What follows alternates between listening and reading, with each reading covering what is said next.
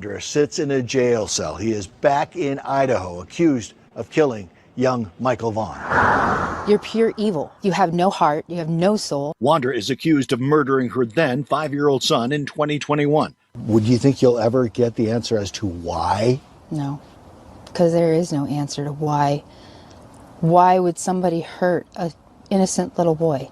What answer could you give? What answer could you possibly give? How scared was he? Did he ask for me? Did he ask for Tyler? Stacey Wondra has been charged with first-degree murder and second-degree kidnapping and destruction of evidence. Michael "Monkey" Vaughan went missing from his Fruitland neighborhood on July 27, 2021. This is a criminal investigation. Now, more than 4 years later, in newly unsealed court documents, Fruitland Police named 4 people they believed are involved in Michael's murder. Those 4 names are ones we've heard before. This is Sarah Wondra. This is Sarah's husband, Stacey Wondra. This is Brandon Shirtliff, Adrian Lucien. As for what these 4 people have in common, they were all staying at the Wondras' home when Michael disappeared in 2021. That's just half a mile from Michael's home where he was last seen. In the PCA, police pointed to video evidence they say showing Shirtliff walking around the neighborhood. They say Shirtliff helped move Michael's body in a duffel bag temporarily to his mom's home in Kuna before standing guard as they buried him in the Wondras' Fruitland backyard. Stacey Wondra told police the 4 hoped to sell Michael for $10,000 each. He says the idea came from Adrian Lucien. Idaho News 6 is now learning Lucien was arrested and released in Indiana in October for a traffic-related misdemeanor. Sarah Wondra is currently serving time in the Idaho State Prison System for unrelated charges. She's eligible for parole in early 2026. Karen, is there any connection between the Vaughan family and the home where police had been searching? No, we've heard this more than once from the family representatives and from the police department that there is no connection between the Vaughan family and the home where this search took place. As you know, from the time Michael went missing, this has been an all-hands-on-deck investigation, and it remains very active and an ongoing investigation. You can't take one of our most precious citizens from us and ever expect us to stop. During the course of this investigation to date, we received credible information that the remains of Michael Vaughan could be found in the backyard at 1102 Redwing Street in Fruitland. As a result, the Fruitland Police Department obtained a search warrant for the residence along with the front and backyards. That search warrant was served on November 11th. It was a Friday. We served that late in the evening. Upon entry, officers encountered Sarah Wondra, one of the known occupants of the home, and Sarah was subsequently arrested based on probable cause that she had knowledge of Michael's death and failed to report that death to law enforcement. The following day, the Fruitland Police Department, joined by the Idaho State Police, the Idaho Mountain Search and Rescue, the Fruitland Fire Department, and the Fruitland Public Works Department, began a very methodical excavation of the backyard of the Wondras' home. During that excavation process, the Idaho Mountain Search and Rescue, Mountain States detection dogs deployed multiple certified human remains detection dogs on the property, all of them alerting to the presence of human remains. Ground penetrating radar was also used and deployed, detecting anomalies in the backyard. We completed the excavation of the entire backyard and removed over 250 yards of dirt. Prior to backfilling the yard, the dirt was meticulously sifted for any potential human remains. We did not find Michael's remains. Although the remains of Michael Vaughan were not recovered, we strongly believe, based on evidence, that Michael was abducted and is deceased, and that his remains were buried and later moved from the property. As of today, the whereabouts of his remains are unknown. However, the investigation is active, fluid, and ongoing. Once the excavation was complete, we conducted a thorough search of the Wondras' residence. The search was productive, and additional investigative evidence was recovered and is currently being processed. An hour's worth of body camera footage showing Stacey Wondra FaceTiming with detectives and directing to where Monkey's body was buried in his backyard. It's like right under that mound area. It's right under the mound. About where at compared to the trees? A little like right to the right of the trees area. It should be, it should be a garbage bag. Okay, what color is the garbage bag? It would either be white or black. We only had two colors. Is the duct tape still going to be over his mouth? It should be. Okay. I didn't watch to take them off. Okay. So you should have everything intact as it was. He claims he watched the burial happen. Okay. How far down is Michael? I don't know how far she actually dug. And the she he's referring to, that's his wife Sarah, another suspect in the case. Stacey says Adrian, a third suspect, was also there for the burial. Out of 300 homes, police say canines tracked Michael's scent to the home where Stacey, his wife Sarah, and their two roommates Brandon Shirtliff and Adrian Lucien lived. As Joe mentioned, a newly released probable cause affidavit filed in June lays out the interviews following Michael's disappearance. Again, during these initial searches, police say canines tracked Michael's scent to the fence line of the home where Stacey Wondra, his wife Sarah, and their two roommates, Brandon Shirtliff and Adrian Lucien, lived. All four of those individuals have been named people of interest in Michael's disappearance. One of Michael's neighbors told police they saw Michael riding a bike outside of the Wondra's home the day that he disappeared. Another neighbor said they saw that same tricycle at the Wondra's home during a garage sale months before Michael disappeared.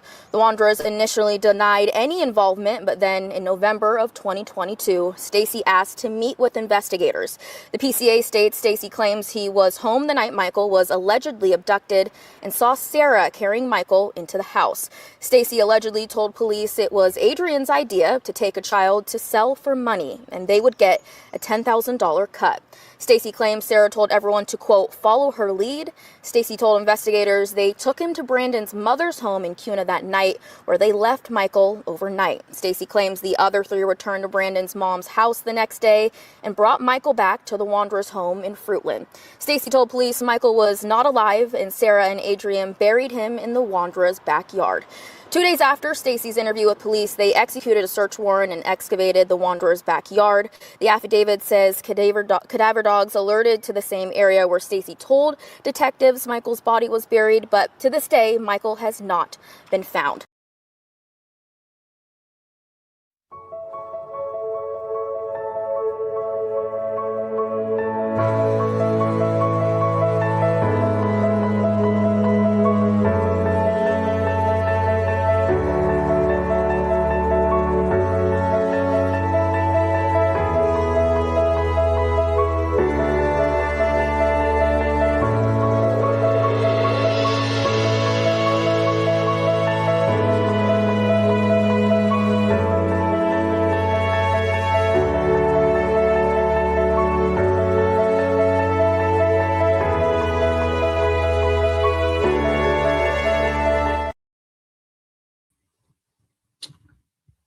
Hello, everybody. Welcome in. Today is April 14th, 2026. Welcome to Missing PNW Crimes Revisited. My name is Samantha. How is everybody doing? Sorry, I did not go live last week. There was a medical emergency in our family, and yeah, I just could not be here at all last week.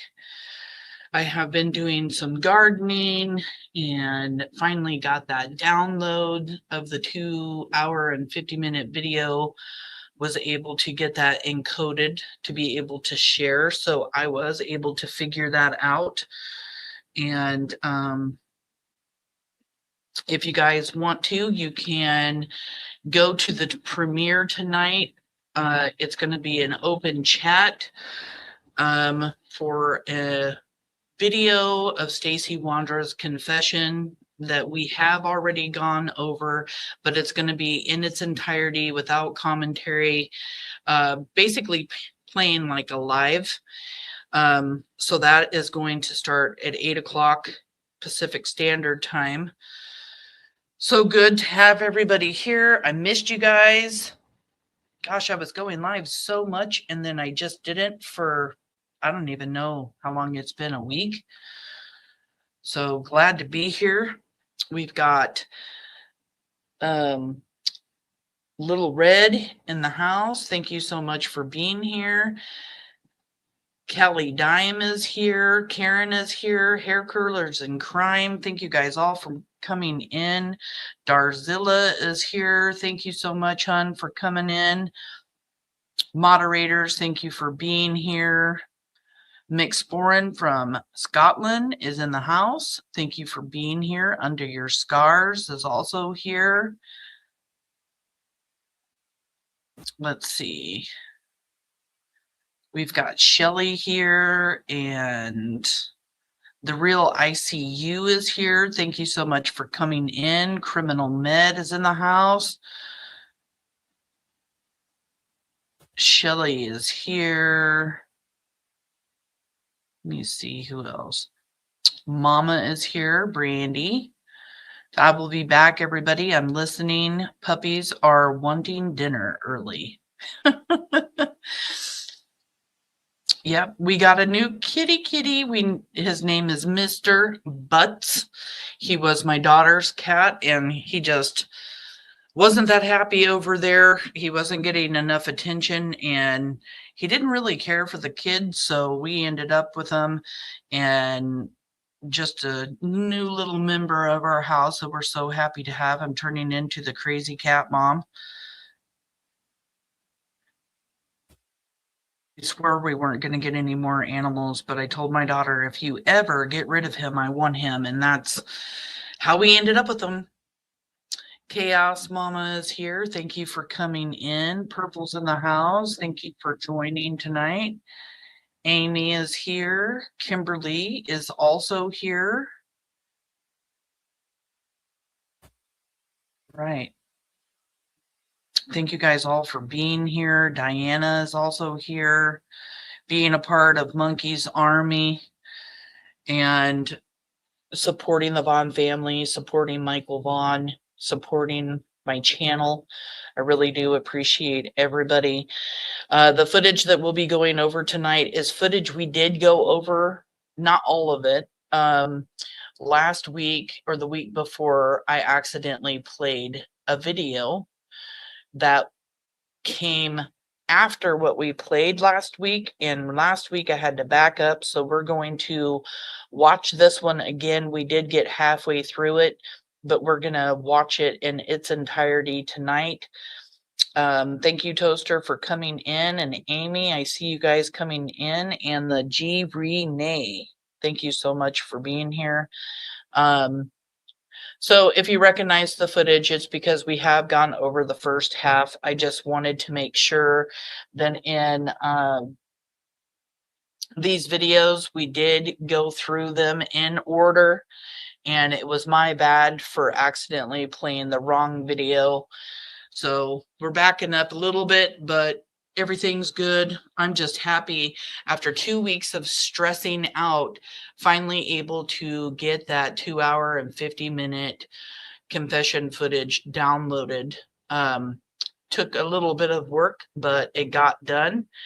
And everything from the preliminary hearing, including Stacey Wondra's confessions from the preliminary hearing, where he talks to detectives after calling them in November of 2022, will be downloaded in a playlist, raw and no commentary, available for any and all creators that would like to use them. Brandy and I had decided that that would be the best way for me to be able to share all of the videos instead of individually having to download them to any creators that wanted them, because there is 17 hours or 17 videos, and sharing them in Google Drive was nearly impossible. One of them that I tried to download into Google Drive said it was going to take 67 hours to download, and that's just too much time, and my Google Drive doesn't have a lot of drive left. Running out of space. So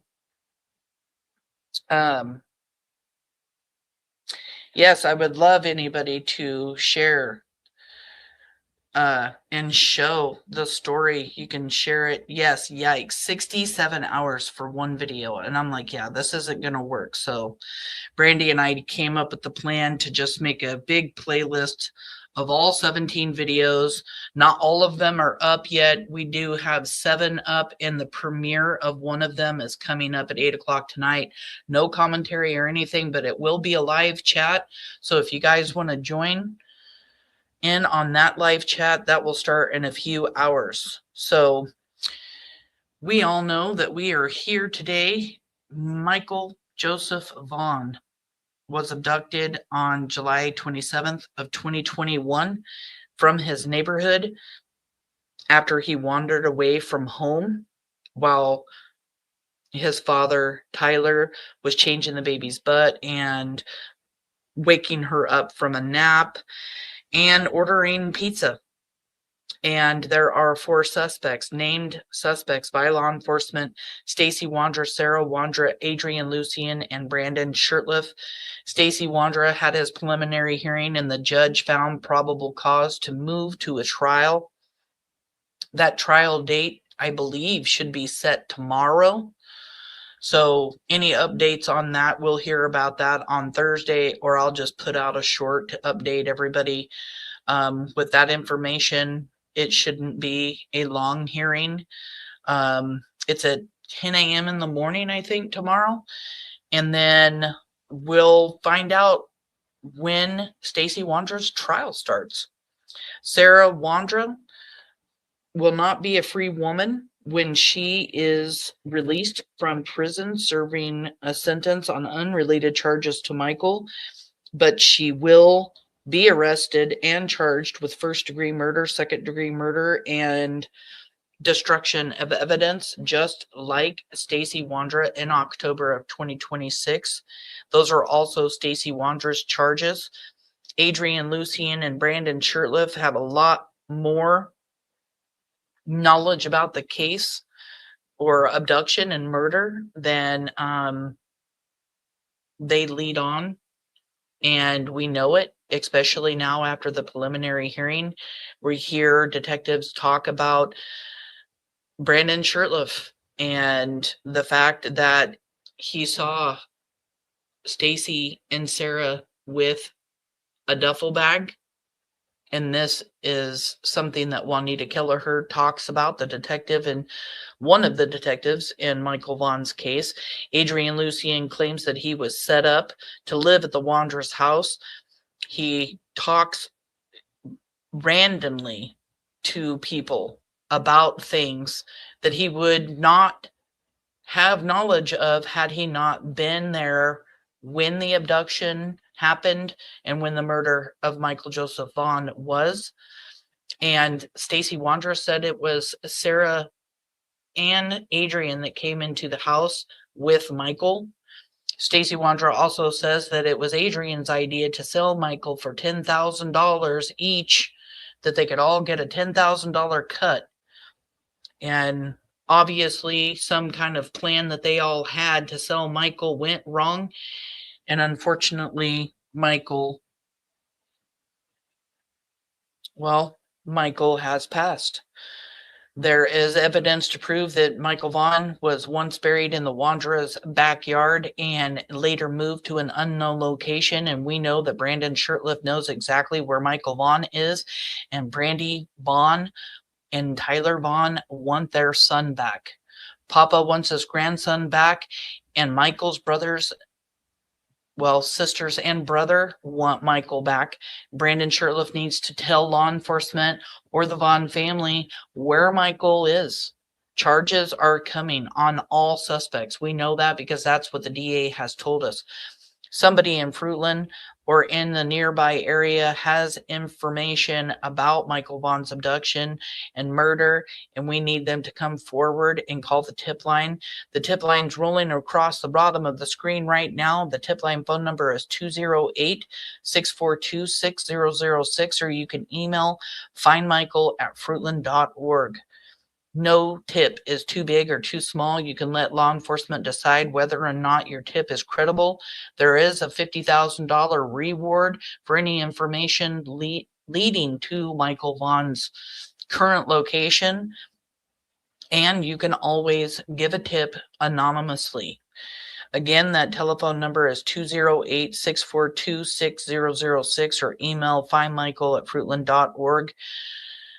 Be Monkey's hero. Be the family's hero and help bring Michael home by calling in that tip or emailing that tip. It's so very important if you see something to say something. You may think that what you have heard or seen, you know, could be rumor, or you think that it's bothering you and you're not sure if you should call it in. You should call it in. Just let law enforcement decide. They will look into any and all tips that come in that they believe is credible. Again, that telephone number is 208-642-6006, or you can email findmichael@fruitland.org. And Monkeys Army, you know what to do. You want to do something for Michael Joseph Vaughan and the Vaughan family, share, share, share. Share Michael's beautiful face and smile. And you can do that by sharing flyers. You can do that by sharing articles, by lives. You can also share the information about Stacey Wondra's preliminary hearing. And, you know, sharing the fact that Stacey Wondra's going to trial. Share any and all information that you possibly can. Just keep Monkey's face out there. That's what our job is as Monkeys Army, to give support to the Vaughan family, and we can do that by sharing and sharing and sharing. Past is in the house. Good evening to you also. It's great to have you here. Let's see if anybody else came in. Sarah will be charged with first-degree murder, second-degree kidnapping, and third-degree concealment of evidence. She will be charged. They're all going to be charged.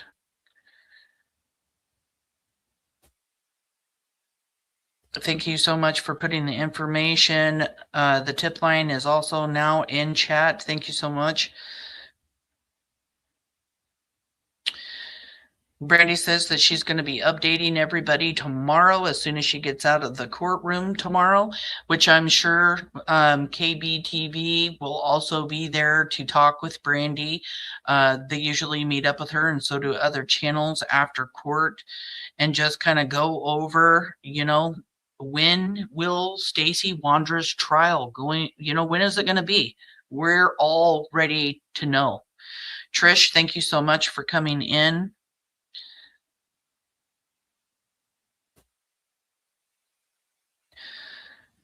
So I don't think we're going to have any problems with Kim. Thank you for being here, hon. Good to see you.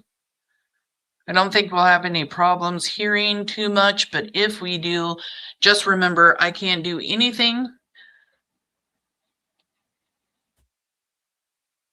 No, there is a hearing tomorrow.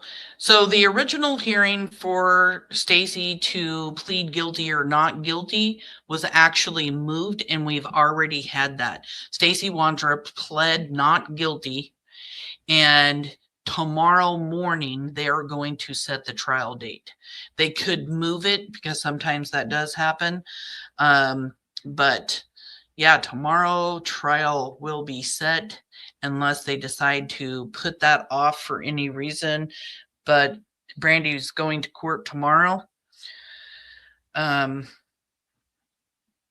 yeah, put your earbuds in, turn your volume up. Mayhem, thank you so much for coming in. And, you know, like I said, there's nothing I can do about the volume. The sound quality sucked in the courtroom, so it could not be that great.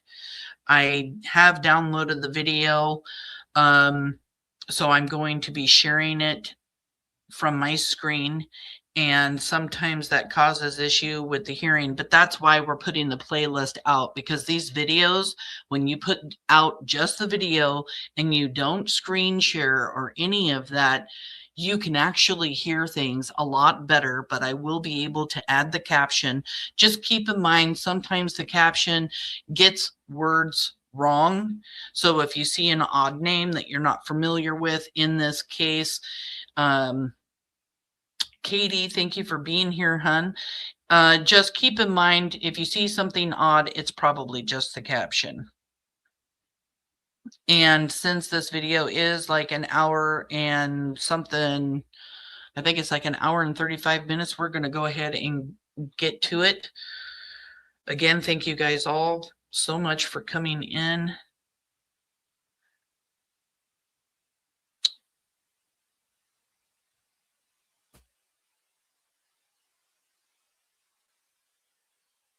Yep, it is an hour and 36 minutes long. So let's get started on this. Reasonably safe and not harassed in this room. So what you feel or think is up to you. But to the extent you express that to third parties here, especially to the extent and it creates a harassing environment, or to the extent you express these things and it becomes in any way disruptive or problematic, you'll be removed from the room. You won't be permitted to return. So I don't want anyone to feel unnecessarily chastised, and certainly not singling anybody out. This is just a universal truth. So I want to just be sure that we manage it and have it. The judge is saying this here. Some of you know, and some of you might not know, but Kelly Miller in the courtroom decided, after everybody was walking out of the courtroom and into the hallway, Kelly Miller hollered at Stacey Wondra. She went into the hallway and hollered at somebody that was sitting behind Stacey Wondra, and just caused a bunch of drama that should not have been caused. She had no right to do the things. I mean, if Brandy and Tyler can sit there and keep their mouths shut and not hop over the wooden rail to go after Stacey Wondra or yell and scream at him, then she should have been able to zip it and keep her mouth shut too. And that's just the bluntest way I can possibly put it. But it got brought up to the attention of the court that did happen, and that's what he is addressing here. A problem. Is the state ready to resume? We are, Your Honor. Is the defense ready to resume? Yes. Okay. Mr. Duke, go ahead. Okay, we're just gonna continue playing where we left off. All right. Marshall, could you keep those lights off for me again, please?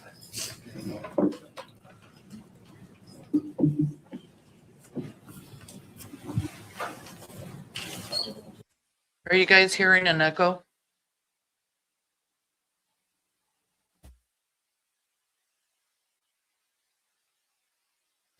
Brandy says Tyler and I had absolutely no idea of any of this had happened. And then when the judge was saying this stuff, I thought he heard me when I left the courtroom because I screamed, "Why is he still breathing?" Okay, just making sure I don't have an echo. Yeah, it was crazy. I mean, if you guys cannot say anything to Stacey Wondra, she just had no right to do it. It really, really upset me. I actually confronted her about it. I talked about that on another live.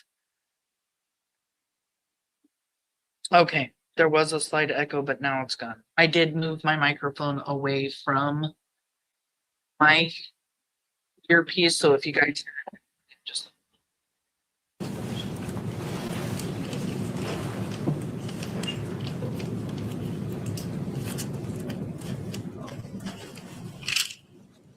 Yeah, she did after she did what she got.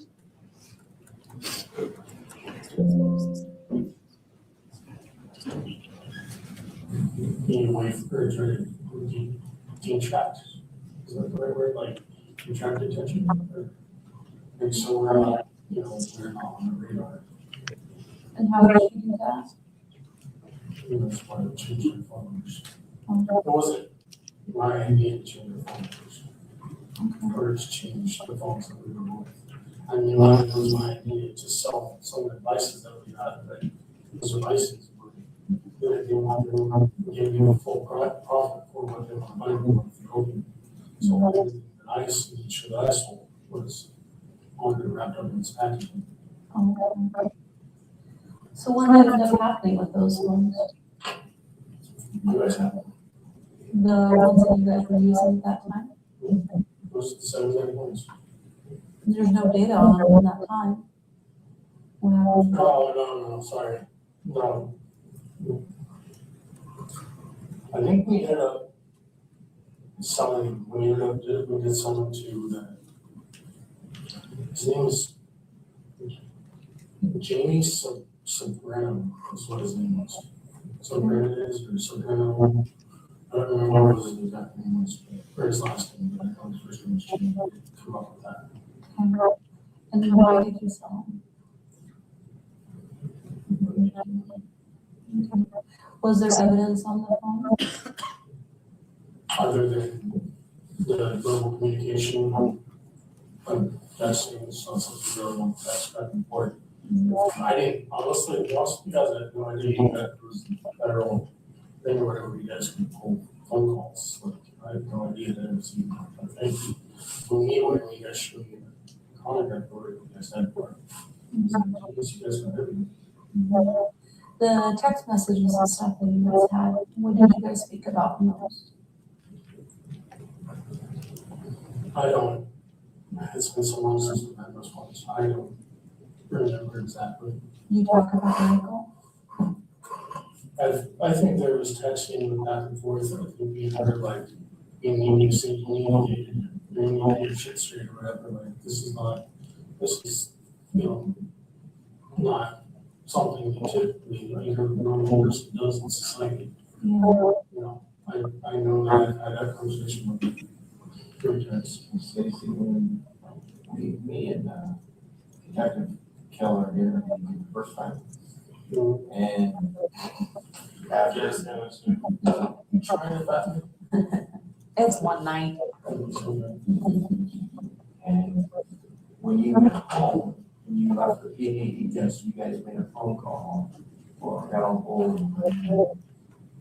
And what was the conversation? We get on the same page. We get our stories. And what about Michael Vaughan. Why did Brandon claim that you and Sarah stashed Michael? I think Brandon's scared. I know it's scary. I know from that.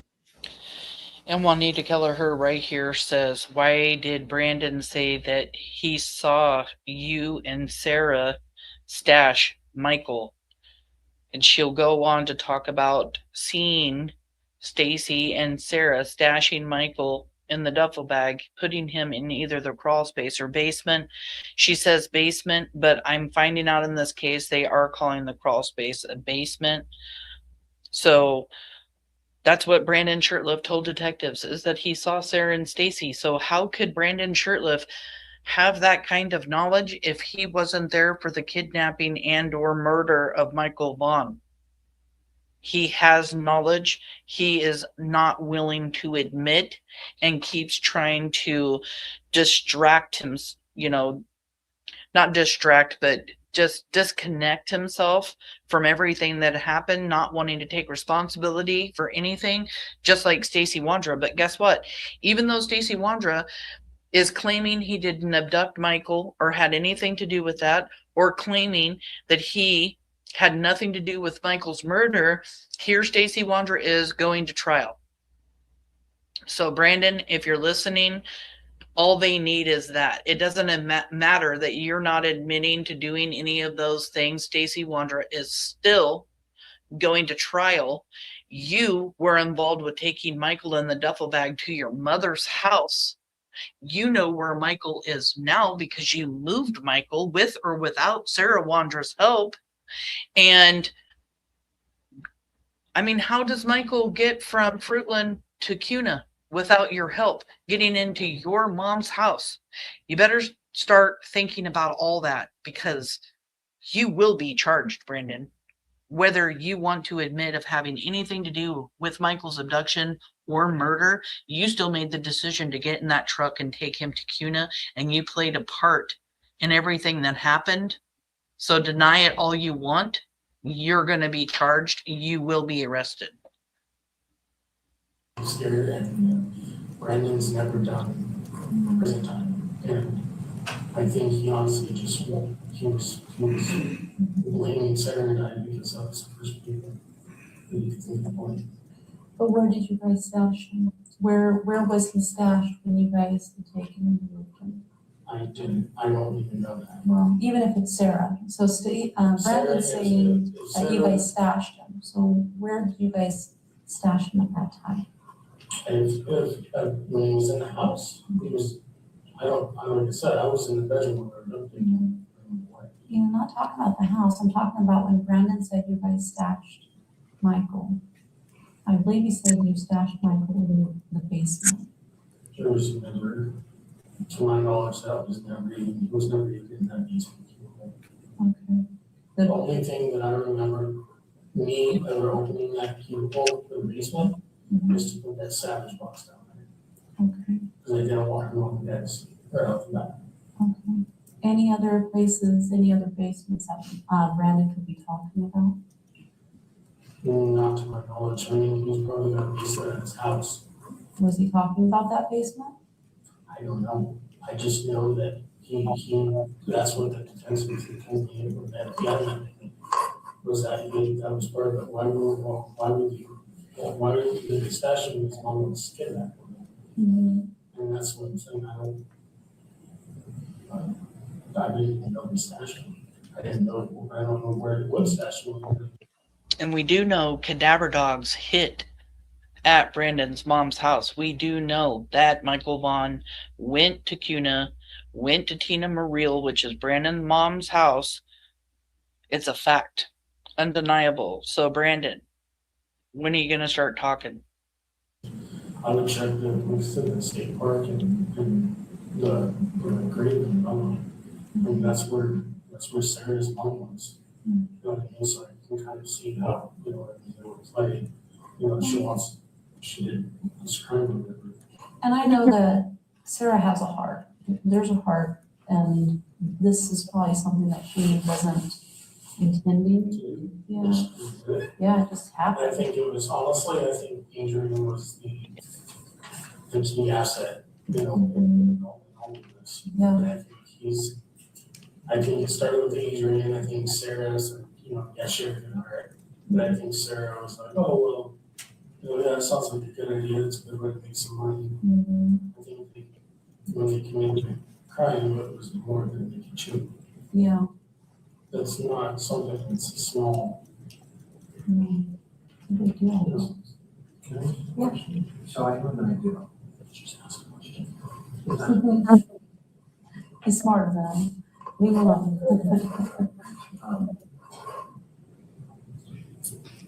What do you think about making a control phone call to Sarah? What do I think? I mean, And make a phone call to her, and we'll monitor it, and you'll get her to confess. and we really know what she's like. I agree. Would she confess to you? Or is she gonna go into law? If you chance, we'll give it a shot. Okay, if you told her, how would it play out?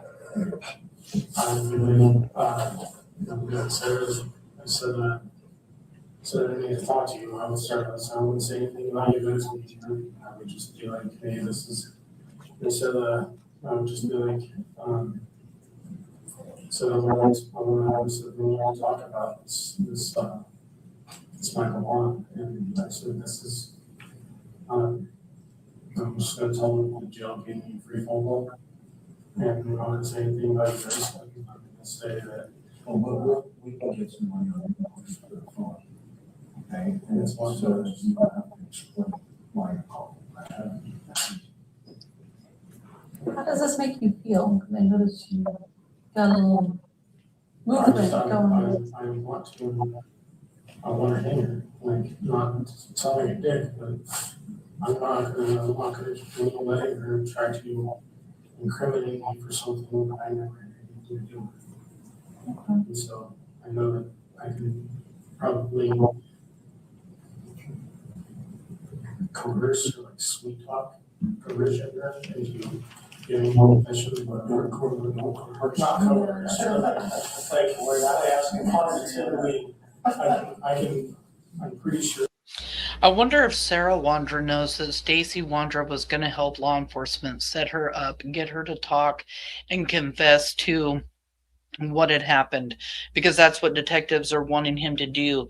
And he's saying, I could try calling her and sweet talk her, just get her on the phone and try to get her to talk about the abduction and murder of Michael, even though she probably wouldn't, because she knows all her phone calls are being recorded and stuff. So I don't even know if was she at home at this time, or was she back in jail?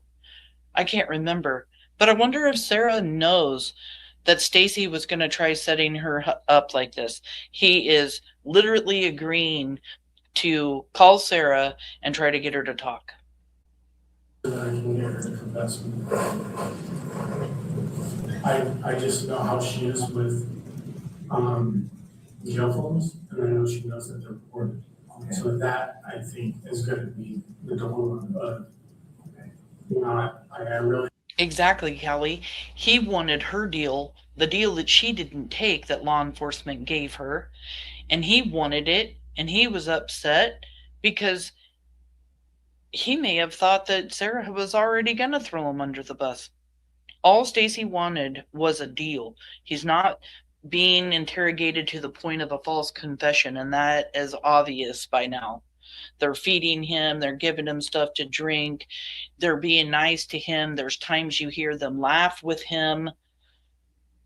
I mean, even Juanita sits there with him through the entire time he pukes and lets him know he's okay.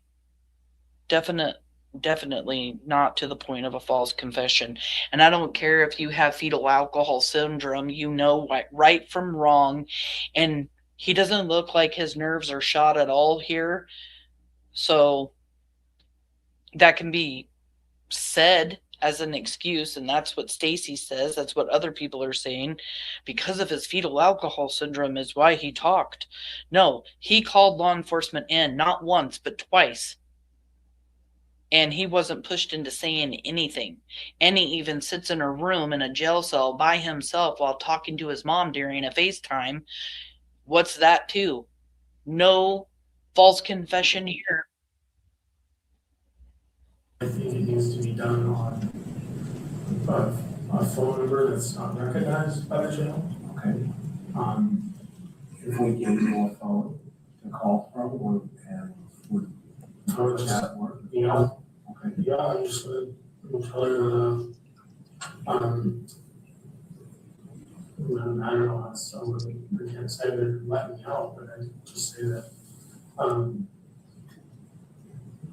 Just tell her somebody in the car or something. Yeah.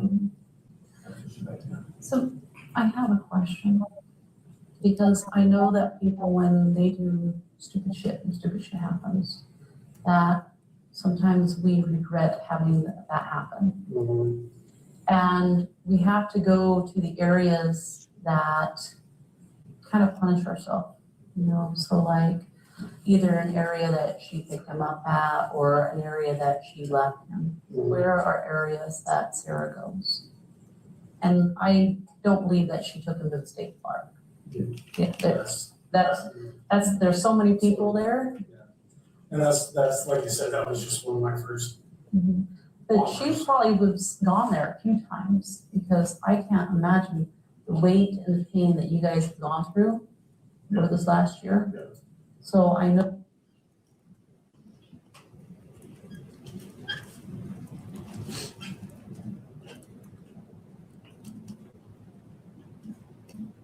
Oh, there's probably somewhere that you guys go to punish yourselves pretty much. The other place that her and I go fishing a lot is at Black Springs, or the Centennial Park of Pad. Okay. There's a centennial celebration. The fishing access right there. Right there, you go in Oregon. Yeah. But where do you go to remember about Michael? A lot of the times we've gone to the gravesite of where Sarah's mom is, because I don't know why. I mean, not so much would have been my choice to go, but you know, I don't like arguing with Sarah. It's complete nonsense, you know, to try to get, you know, try to get a point across here, to try to argue a reasonable, valuable point, and trying to argue with, you know, a brick wall, you know. Well, where do you guys go to pray with Michael? You pray about Michael? Church. Sure. Okay, you don't have a spot that you go where the spot that she's identified as important? Not that I notice. I mean, we go to the First Nazarene Church. She's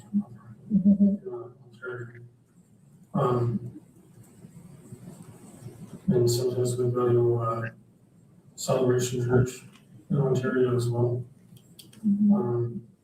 But the churches are just somewhere to pray. That's not where he would be at. No. I know. As far as the direct, I mean, there was no place that really, that I or she really went to directly pray about Michael. It was more so, you know, I mean, when we went fishing, I mean, there was a lot of, you know, she would get frustrated because she doesn't know how to, she gets snagged a lot, or she gets her reel bunched up in a bunch of line. Yeah. And she gets frustrated because I don't get bunched up. I have enough fishing experience, you know, that I can sit there and throw my line out and not have to worry about the line, you know, bunched up in a bird's nest, you know, and she gets it all the time.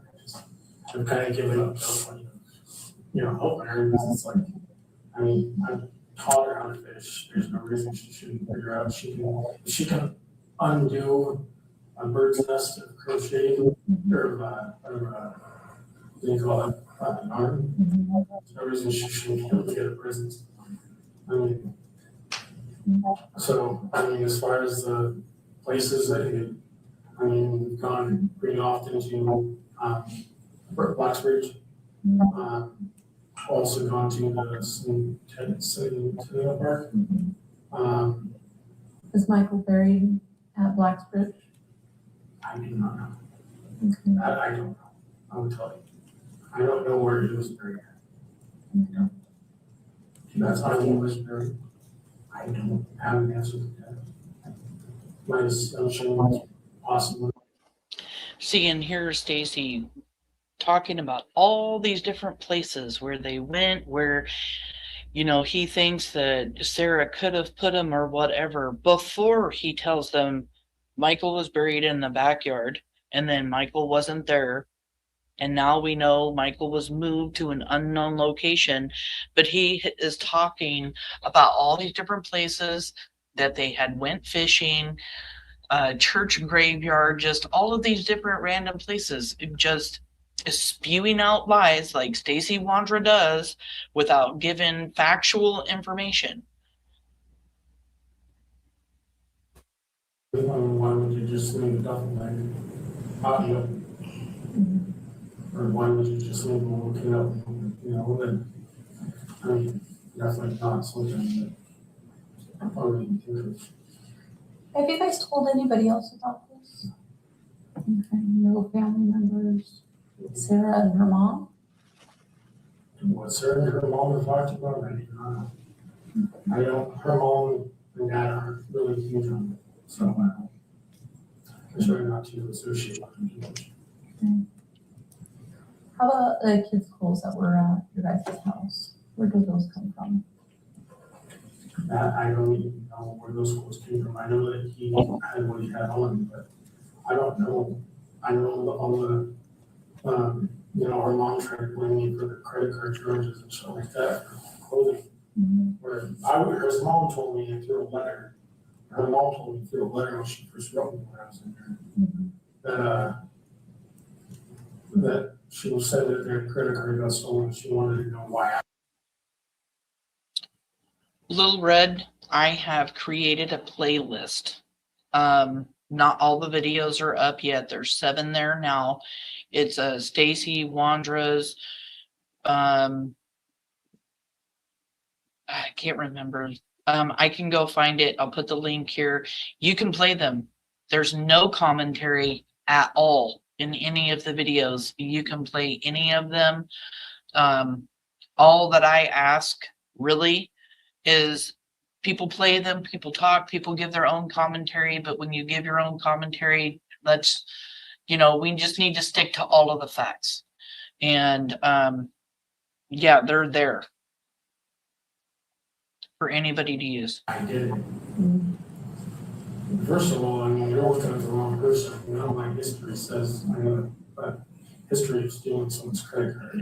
I don't really care about their credit card. They never pressed charges, and frankly, they probably should have looked at Sarah, and I think they knew that. That's probably why she didn't press charges. Yeah.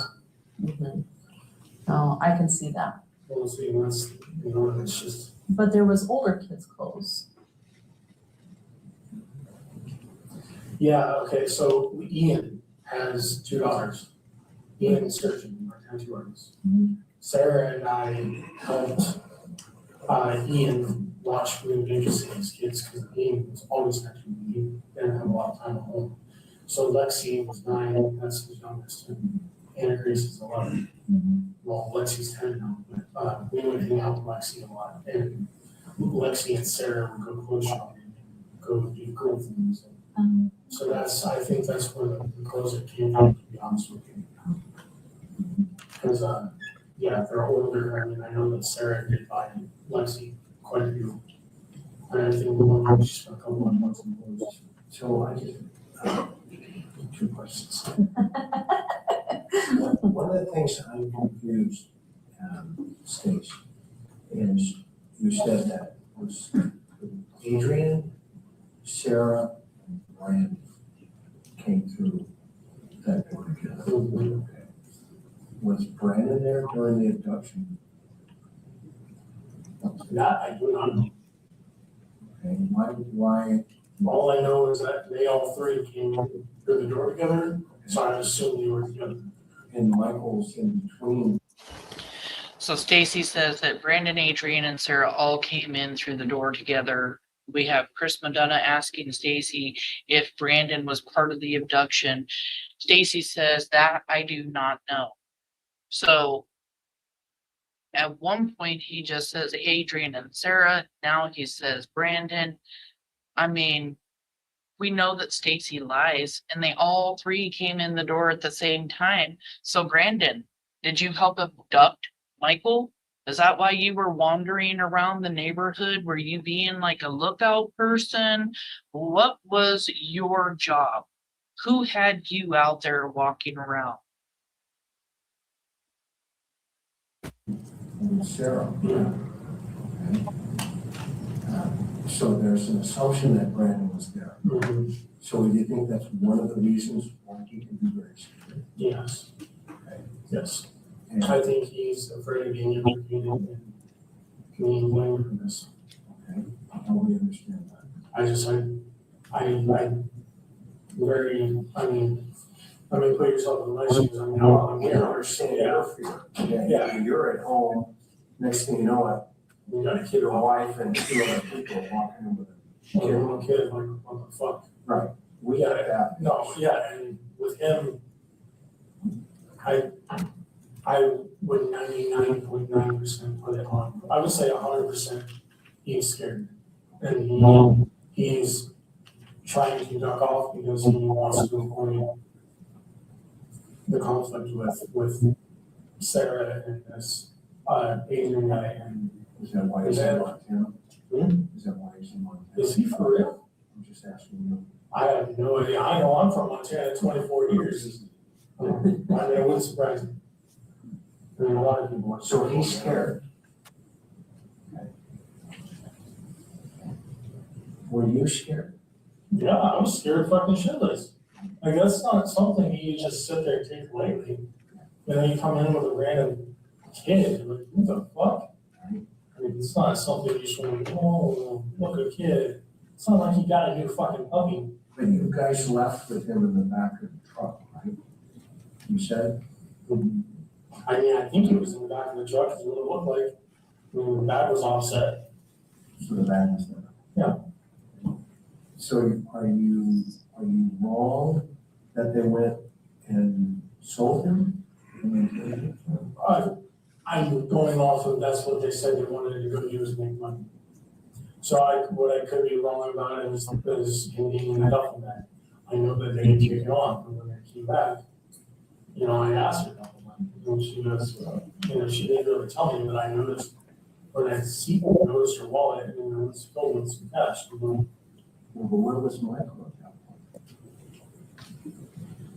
See, that's what we're a little, well, I know it's confused about that part of your story. no, that's Not that you're trying to lie or whatever. not something. But the clarity of that is. Yeah, no, Michael had not, like I said, after they did with the, you know, the paper went on the duffel bag, I think, I'm not 100% sure, but I think they did, that's what where they did, when they said they were going to take care of some business, was they went to Ontario.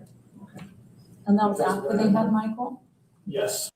And even though he's sitting here spewing lies about them selling Michael in Ontario, or if that's what they were doing or not, because he talks later on, says he sees Sarah with money in her wallet.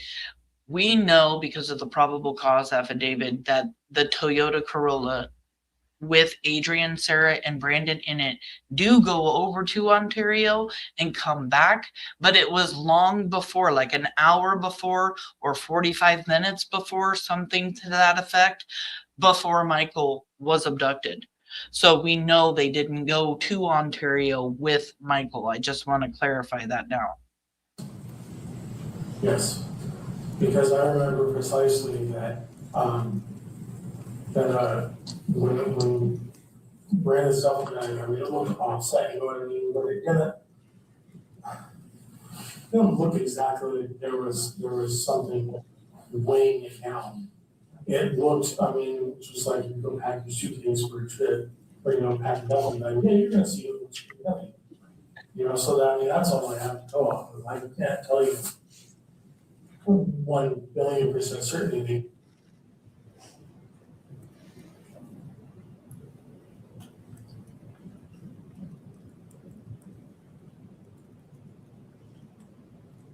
They took it on Ontario, but they didn't come back with the kid. So, I mean, where are they gonna stuff them at? I mean, in the garage, you know what I mean? It just doesn't make any sense. Well, If they're trying to get rid of the kid with money. right, when they come home, and I'm keeping honest here. Yeah. When they come home, she's holding him. The duct tape comes into play here. Yeah. You mentioned, right? Is that correct? I don't want to put words in your mouth. I'm just trying to repeat what you've shared with us and make sure that I'm not the sharpest tool in the shed. So sometimes you gotta, you know, feed the tool shed here for a second, okay? I got some of those. Exactly. So the duct tape is in play here. You hear it. Like earlier you said you saw him on either the couch or the floor. You assume that's where they picked him up. Which one was it? He was on the couch. You know that for Yeah. sure. And help me understand how you know that. I remember seeing him on the couch. Okay, so you saw him. Yeah. Was he hurt at all? I mean, he didn't look marked up, no. Okay. But I think I told him to shut up, he's screaming. I was just over the top of it. Was it him? It didn't sound like they were getting And when you saw him, how scared was he was shook up. Yeah, describe it. like just, you know, what I mean? Like you felt intimidated, you know, that feeling, you know, you get when you're just super shook up and scared. And who was dominant? Who was the most dominant personality in that movie? Adrian. Can you help me understand that? He was more, is it assertive, is that the word? Like where you're, you know, you're more like you're showing dominance, you know, like, you know, I'm the boss, here, shut up, you know, type of thing. Sarah kept telling him to shut up, but Adrian wasn't more verbal with it. And how was the little boy? Don't forget to, you know, protect your mental health, guys. The way he talks about, you know, Sarah and Adrian telling Michael to shut up and stuff. Sometimes it does get difficult.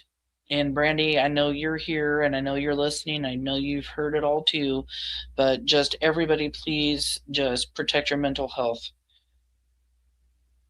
Kept crying. I mean, and so that's at that point I already gone to the room and that's when I ended up taking. Could you handle watching that? No, well, physically, no. It was just internally, it was tearing me up. And help me describe it. Just like that feeling where it's internally tearing Stacey Wondra up. That's his words. It's tearing me up internally. But he doesn't bother to call 911, text 911, pick up Michael and walk out of the house to get him to safety. He does absolutely nothing to stop this abduction. Yeah, and he wants to just not take any responsibility for any of it, for nothing. Stacey Wondra pisses me off because we don't know what's true and what's not true because it's coming out of Stacey Wondra's mouth. He is an habitual liar, and it's just aggravating to hear him come up with all these different stories and all of this stuff and talk about himself like he's a victim because they brought Michael into the house.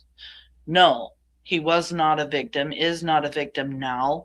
He should have done the right thing if he was so internally upset and picked up the phone and called 911.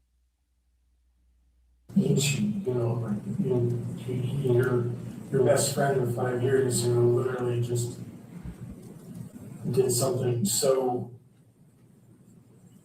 sinfully that it literally leaves, like a burnt hole in your heart. You just feel like just being away. If you were to call Sarah tonight and you asked her, where did you put Michael? Would that be a question of out of the realm, or would she say you know? I think I can get her to say it. Okay, but that's not my question. It's probably, I don't know at first, but I know how to speak talk. Okay, I know you know how to speak talk, but would she say you already know this as well and think that's suspicious that you're asking that question? No. Not at all? No. What do you think she's going to say? No, I'm going to work it up, but I can't get to make a confession. Okay, and what do you think she'll confess to? The place that he's at, I think she'll confess to everything. Okay. Well, I told you that. 3 places you offer, which one of the 3 do you think she's going to present? It could be 1, 2, or 3, or none. I don't have an exact. The highest one, I would say probably Nova. No. And where is no? Nova's going towards outside of window.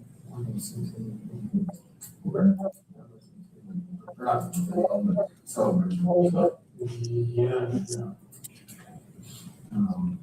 You earlier also mentioned that at Brandon's house, you took a duffel bag out of the back of the truck and we saved it on the side of the house. Am I right? He took it inside the house from the side of the house. He took it inside the house. So, do you think Michael? Let's go my computer. No, Michael was inside. Yeah, I'm sorry. I was writing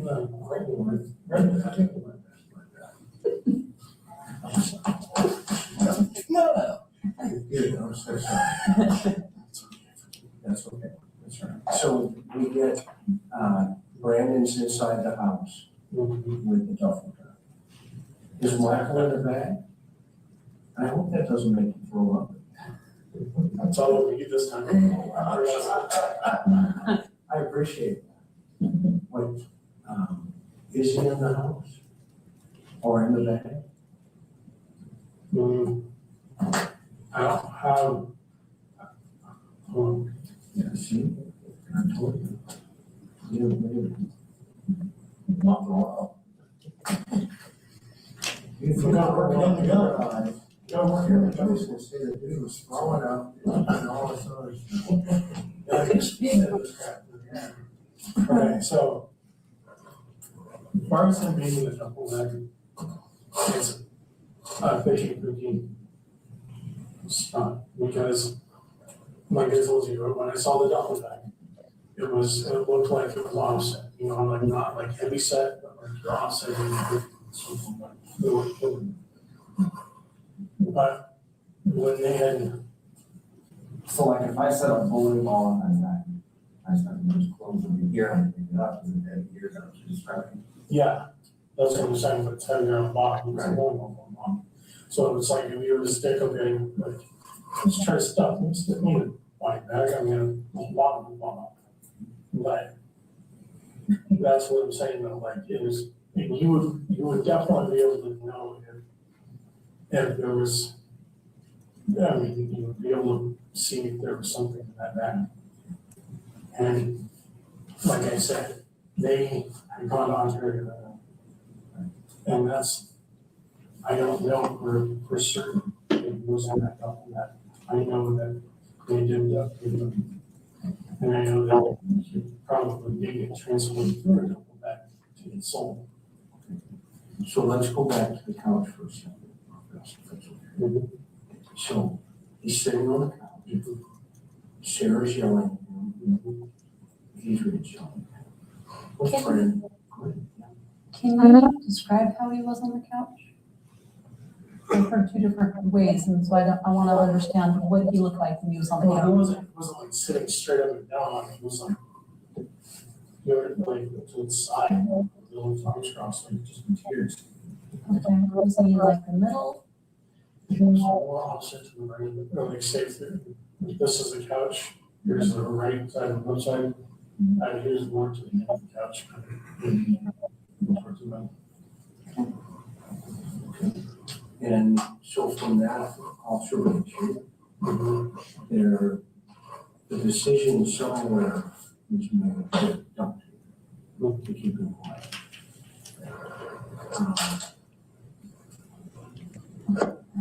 You hear the duct tape? Yeah. Help me understand how you see that he's.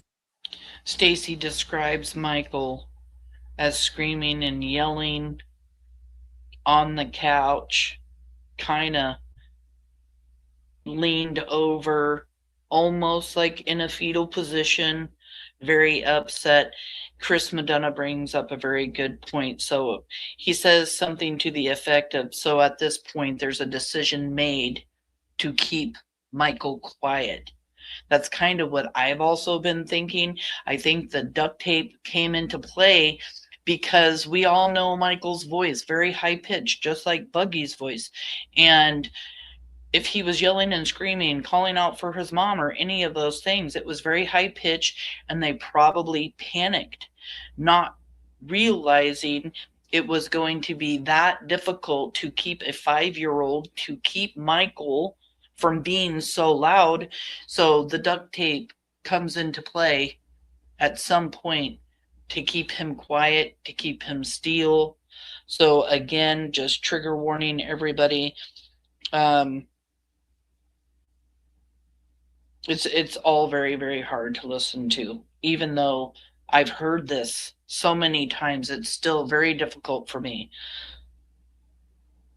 He's got his hands, his legs, and his mouth on the tape. How did that come? Because I think I came out of the room for a second, you know, and that's when I noticed that everything was all teed up. He was on the couch still.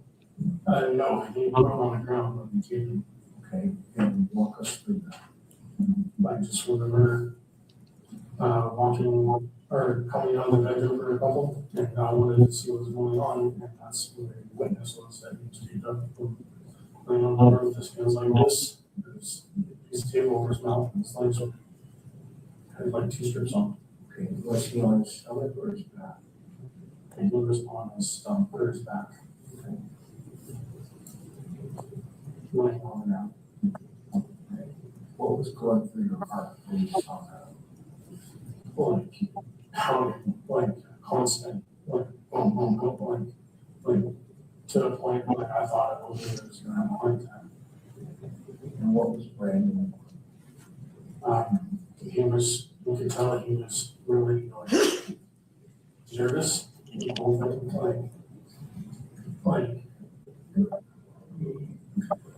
Like, you know, like if you're asking for help, you'd be like, what I do, you know, like the whole freaking out aspect, and that's what his attitude was. It wasn't, you know,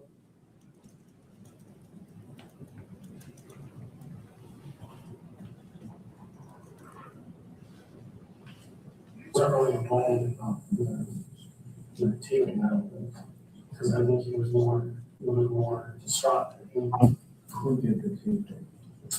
That was Sarah. Okay. Did they do it together?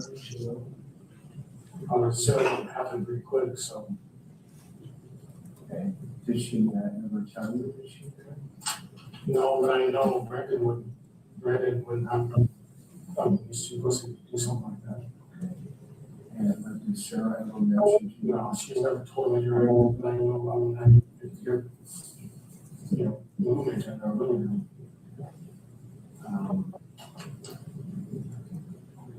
So if the phone call idea here, if you made a phone call to Sarah with a phone that we provide you, do you think she'll get hanky if you call her for that? No, I don't think so.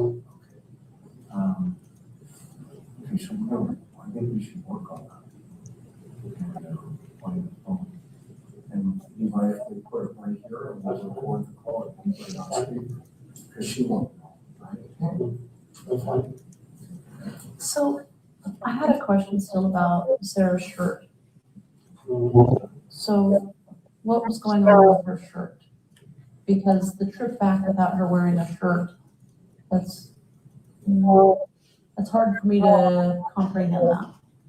That's honestly, she's done it so many times, even not on that trip. That is exactly why she wasn't wearing the shirt. Dead honest. I don't, that's something I overreact. 1,000%. Not even gonna lie. So in the phone calls that night, did you guys look for anybody that could give you advice or help? I don't know. I do not. I know not something typically that I told her that I would advise. You shouldn't talk about this with anybody. I'm gonna be the voice. How about like, is it Kraftmeyer? Kraftmeyer, is the name? Yeah. Thought the last name was Kraftmeyer. It was one of the girls.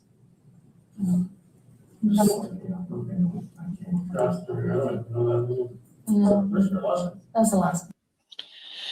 Yeah, hair curlers and crime. She drove back without a shirt on. So when the toe strap broke, Sarah Wondra used the restroom. And it says in Sarah Wondra's probable cause affidavit that she used her shirt to wipe with.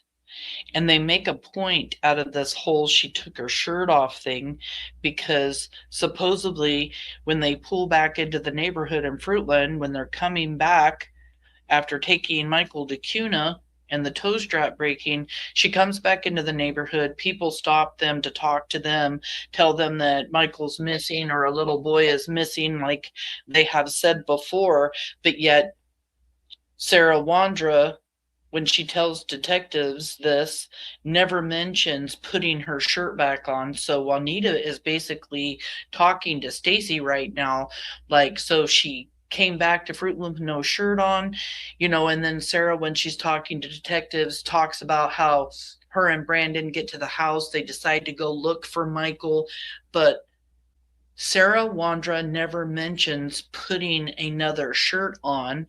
We know that Brandon Shirtliff has been accused by Stacey of taking clothes with him to his mom's house and washing clothes. And I think what they're trying to get at is Sarah comes into the house with Michael. Stacey has showed us how she comes into the house with Michael, right? She's holding him close to her tightly on her chest. And Brandon Shirtliff and Sarah washing clothes. Was Sarah taking her shirt off in Cuna to get rid of whatever evidence she could have had on? Were clothes actually washed? Did Sarah actually take her shirt off?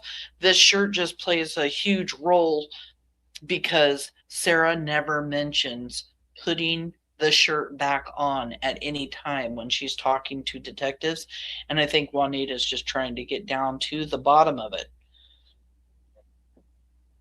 Thank you all for coming in. I'm seeing a lot of new faces. My daughter Tabitha is here. Rogue is in the house.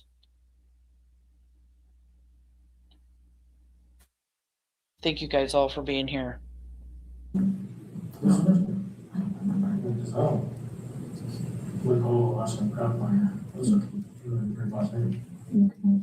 Anybody else that you can think of that called that maybe to help you guys or for advice or anything like that? No. Okay. You weren't looking for somebody to maybe watch them for the night since you guys were dropping them off in Cuna? No. Okay. How did he stay there that night without somebody there?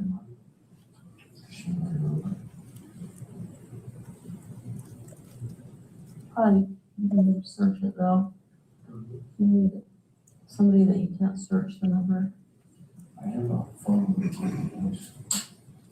Maybe subtract with the voice? Yeah, well, I can, you know, it's assigned to my phone, I can change the number. And it'll port it through. Okay. In like different number. Are you cool with that? Do you feel comfortable with that? What do you think? Let's see the wrong name. Is that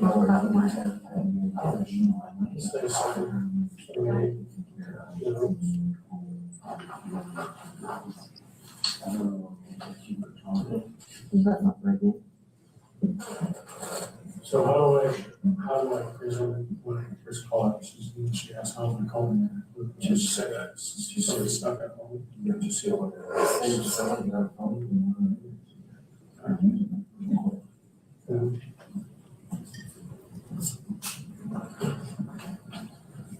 You guys are going to write down some questions while talking to her.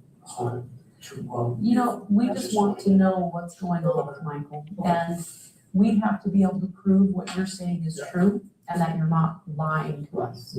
Because that's going to be a big thing because you've lied to us before. So now we have to prove what you're saying is true. So anything that you told us tonight and a way of proving that, that's what we want. Okay, so I want to know where Michael is at. That is the biggest thing. That is the only thing I can give back to their family is somewhere for them to go. Christmas is coming. And Sarah, actually, Brandy called me tonight and she said that they are decorating ornaments for Michael. And they wanted Michael to be there so bad to help make the ornaments. But they wanted to have the tree up and have the ornaments. If that's not going to happen, if it's never going to happen, we need to put her out of her misery than thinking that what could be going on with my child. Let's give him back to her because that's the only thing we can do. Your heart's in the right place, Stacey, as hard as she says. Okay? And that's just what Detective Keller said. Everything is about verifying what you're saying. Okay? From your perspective. Okay? And, you know, the truth is the truth. Right? So, what's the phone? 201 741. Sorry, 741 447. Okay, so who's gonna use your way, 741-447. Yeah, before you hit send. I'm sure everything's fine. Yeah, I'm gonna come sit back down. Where's, oh, okay.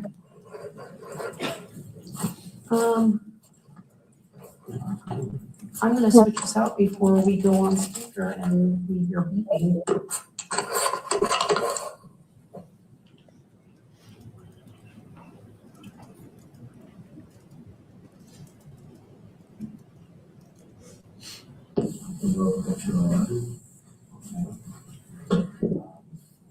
That's a good thing. The path that you're in. I will tell you though, holding in something that hurts so bad, everywhere you go, you see Michael's face. You, everywhere. Everything you see, people are talking about him, people know about him. Holding that in was killing you. We can't change the past, but we'll change the future, right? Okay.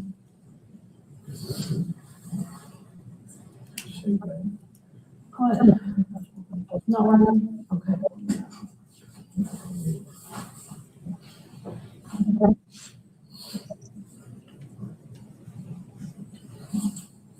Even if you can't save Michael, if we get Michael back, you're gonna save Ben. You're gonna save Kira. You're gonna save Ari. You're gonna save Brandy. You're gonna save Tyler. And you're gonna save Bob. Because right now they are dying. Tyler can't even go out of the house without people accusing him of killing his baby. Can you imagine being a daddy and having people accuse you of that? And he can't even breathe. So what you're doing is like a sacrifice that you are saving them. And I can't tell you how much I appreciate that. You're the only one that can do this.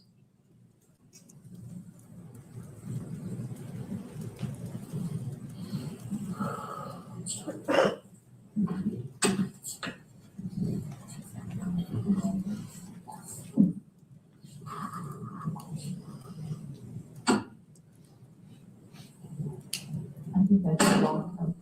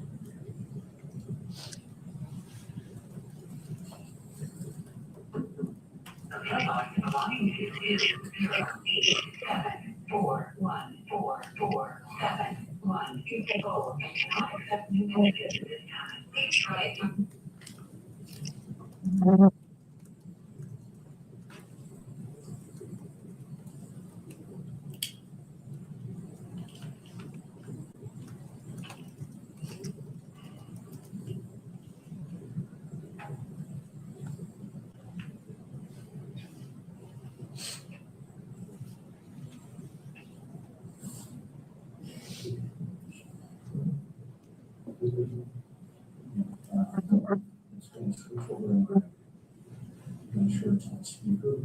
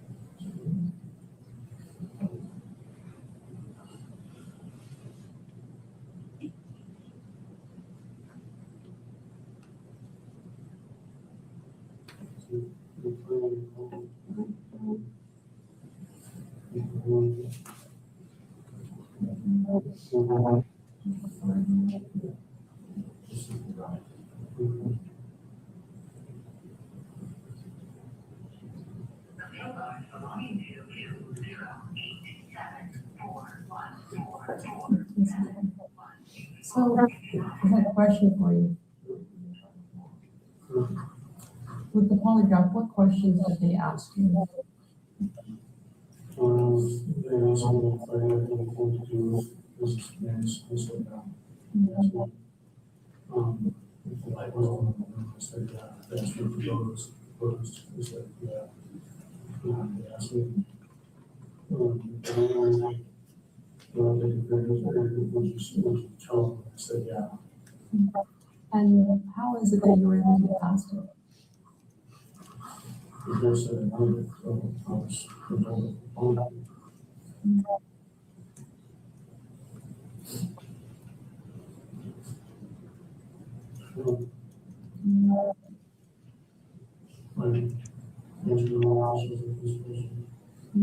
Did you lie when you answered these questions? And it still didn't register? Did you have feelings when you thought of those questions? Did they provoke emotion in you? sadness.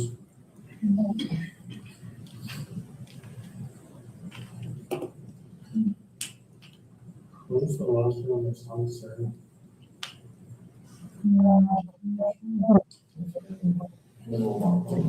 The attorneys are talking about. She's not. I was ready to go and try and call her. I talked to her Sunday night. We talked to her Monday morning. You guys just did a welfare check out there, like,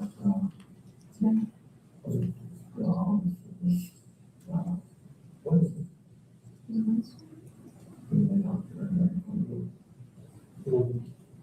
This was, she has a phone, which is weird, because I don't know about the phone, but I know that one point I was talking to her, a little bit, it's like I couldn't even get a conversation, because she was so, oh God, this and God, that, so I couldn't really have a conversation. She was just ridiculous, so. Yeah, Stacey Wondra has said that he has passed a lie detector test. If it is true, how many people think that habitual liars believe their own lies and can pass polygraphs? Because in my personal opinion, I do believe some habitual liars can pass those polygraphs. Just saying.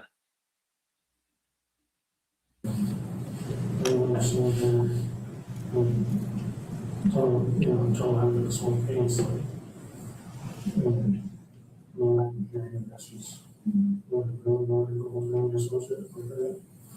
Did you talk to Carson about Michael? Yeah, I had a lot of Carson about Michael. Last conversation I had about Carson was that I might potentially be giving out on the child release, which, see that happened. Yeah, I heard that conversation. But you never spoke, when this happened, did you talk to Carson? Because it looked like you called him at 6 o'clock that night. And then you called him again at midnight. Yeah, that was Brandon's car. I don't think neither one of us really ever brought up a conversation about Sarah talking. I didn't talk to him about that. What did you talk to him about 6 o'clock for? I think it had to do with getting home, fixing Brandon's car, it might be fixing or some shit. But it was something that I could fix. It would be terrible, it's probably for some people. Okay. Do you know anything about a sippy cup?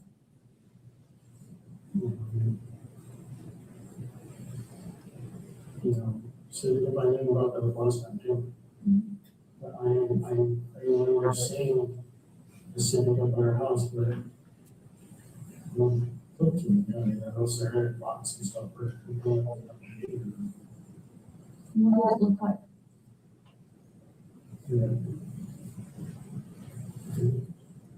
Quick notice and you might have business. And where did you see it? That was probably not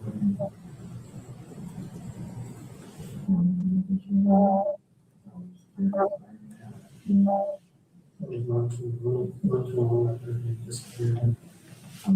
So it was in the house after he disappeared. Did you see one in the house prior to him disappearing? Okay.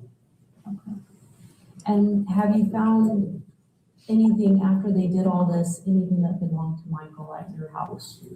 Yeah, my first house, I had really, as you probably can see in the house, I wasn't much of a cleaner, so I was always cleaner.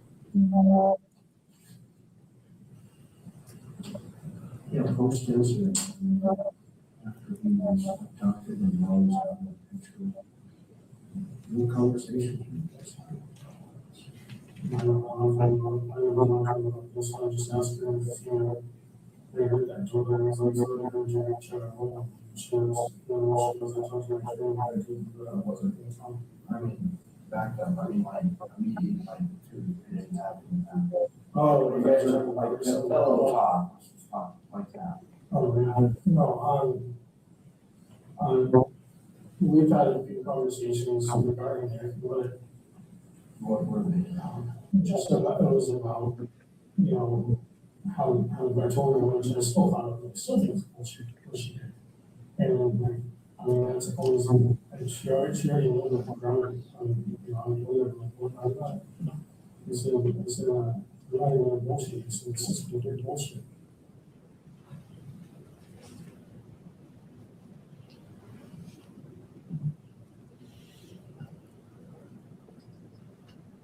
So the fact that you're, you know, we're hiding this, it should be wrong.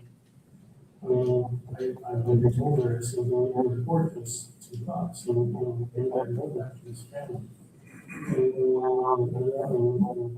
It's too late now,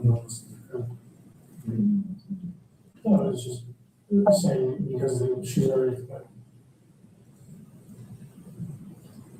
But as far as our conversations and I try not to have that with him because it just got heated. And Sarah and conversations and trends and stuff were being held in the bush and thrown on the couch. I mean, I'm not even exaggerating about that shit. That was no joke. That was. Did you guys talk about moving? We didn't talk about it, but yeah. Did you pack? No. There wasn't a box packed? That box was, I didn't pack a box packed. Mm-hmm. Recently? No, back then, right after all this happened. Sarah put a bunch of shit away in boxes. It wasn't so much that we were just out of leave. I mean, number one, they had nowhere to go. Mm-hmm. And number two, I'm not going to move somewhere and not be prepared for it. Mm-hmm. And so that had been talking, we had been talking years about moving somewhere. You know, I know it was told that I was going to want to hear about it. You know, like, I'm talking about moving to California or Florida, or, you know, places like that. You know, just, What happened that made Brandon move out? this whole Brandon and I got in a lot of complications because he kept knocking on Sarah, you know, and trying to paint us in. You know, I know they were doing shit like that. You know, I knew. I didn't want to continue hearing moaning sounds. Waking up in the morning, I hear moaning sounds, or waking up in the morning, you know, they're in the bathroom, fucking, it's just like, you know, and I told Brandon, I said,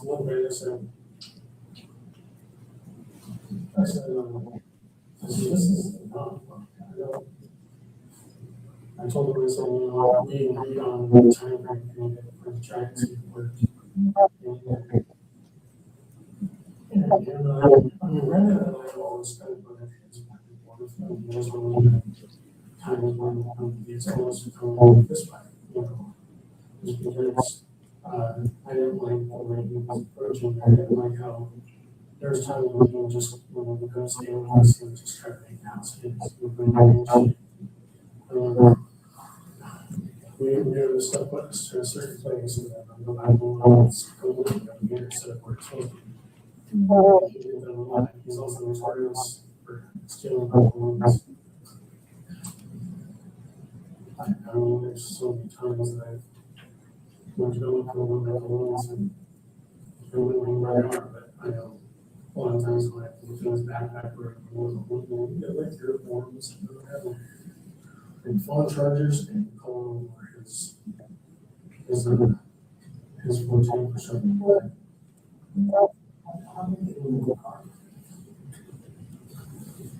Right? Michael. I don't know that. Right, but what did she say about? I mean, she didn't say anything in specifics how she got in the car. I know that the car was backed up in the garage.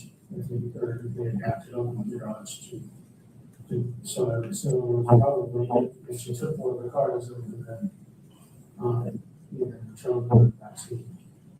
I would have gotten what she said. So when they came home, the car was back in the garage. Yeah. Okay. Did you see them take them out of the car? Yeah. They came in the front door.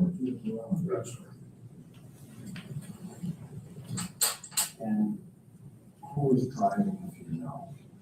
Sarah was one of the ones driving her in second gear. So The car. And this one, truck. The ones that Sarah was driving. So would Sarah have grabbed him or one of the two guys? What did she say? She did not say. Oh, yes. Which of the two? I'd say no. Really? Why? Brandon and I were so shook up over all this. I mean, I don't know. I was on the top of his gym to sit there and help out. But when you say Brian shook up on the side,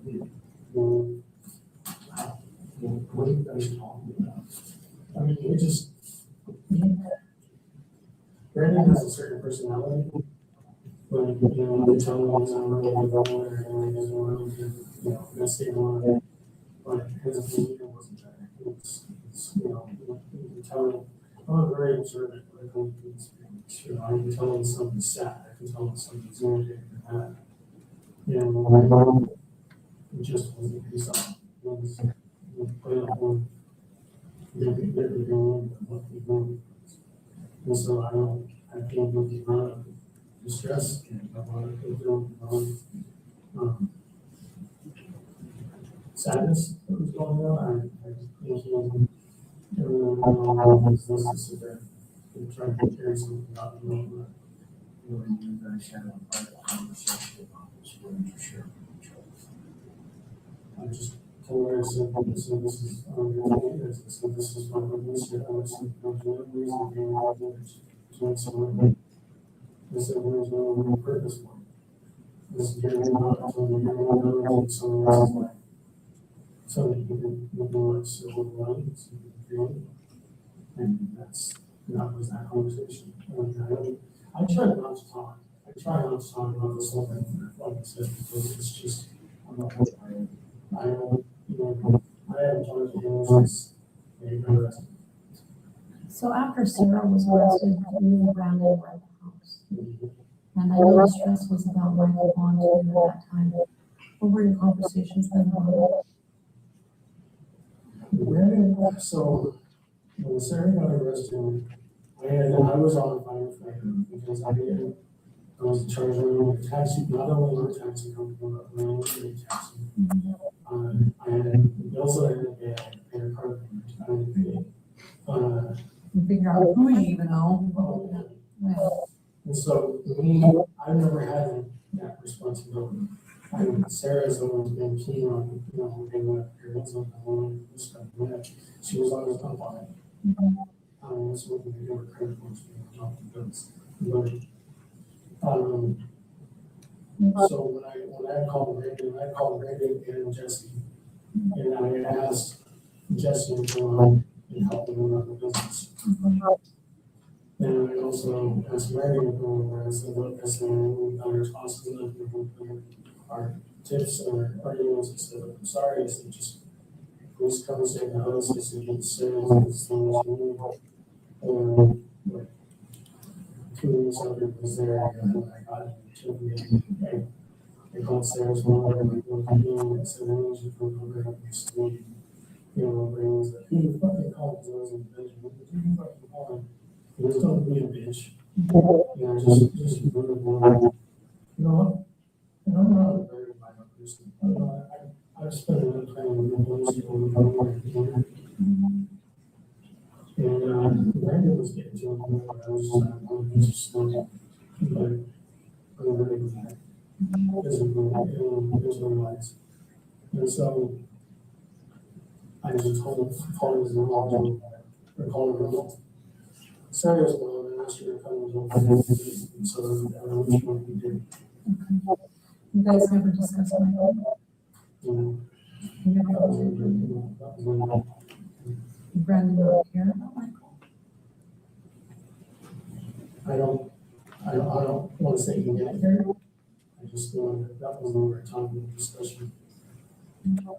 So how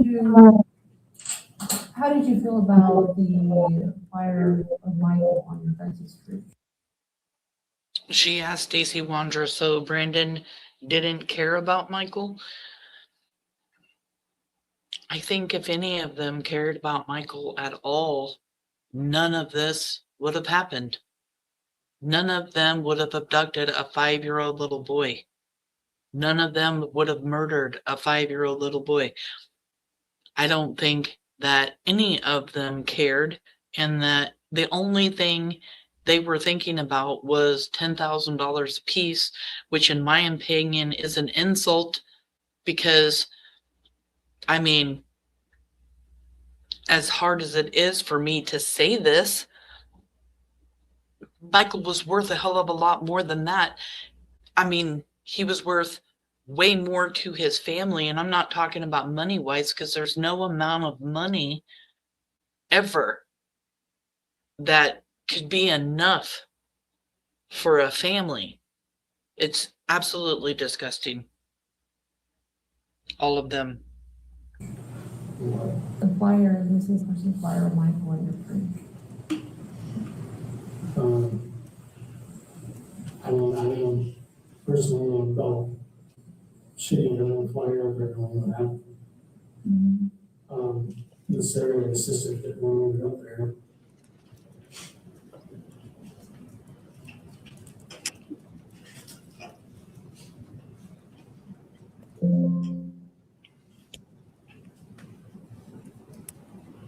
Because, you know, when it's the others that married, you know, that everything fires, you know, it's, you know, stuck up. I felt very irritable and sad that, you know, we're just memorializing, not memorializing, but, you know, we're posting on, you know, a missing poster. So you mentioned the story here, our story. And what's the outline? Just everybody so that we're on the same page. So what is that? Just the fact that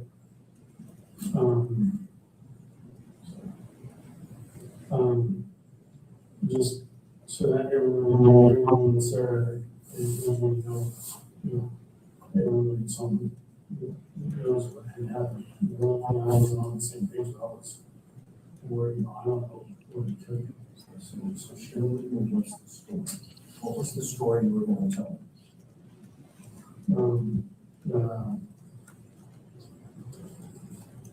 That he was abducted, and that we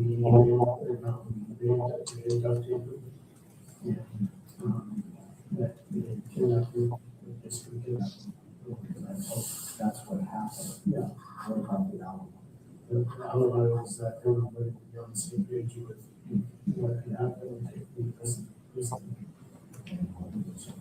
you know that Michael Sarah had Michael. And that don't take him to shut up. And the alibi was that's what had happened, is what it was. Okay, but what, how did the story, I don't know if you quite understood my question. Okay. When you say that's the story,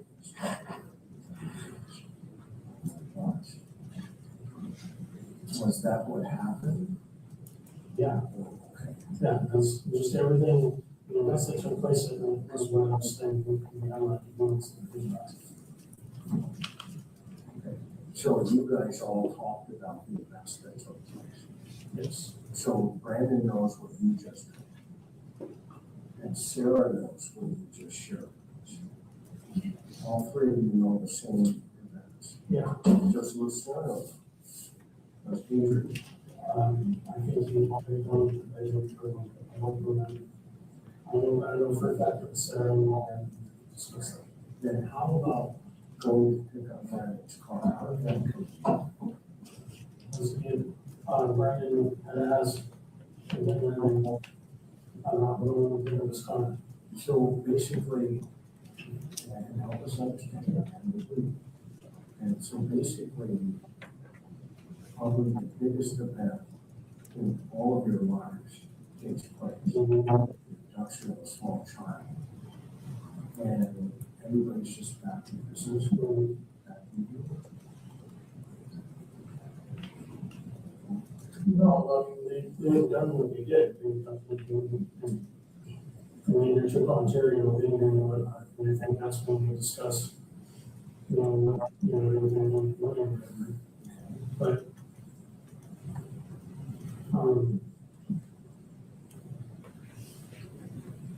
that's why we came on the same page about what happened. And so that's what I'm told us that we need on the same page. We have to do something. But you didn't tell the authorities that was the story. Here we are tonight, and that's the story.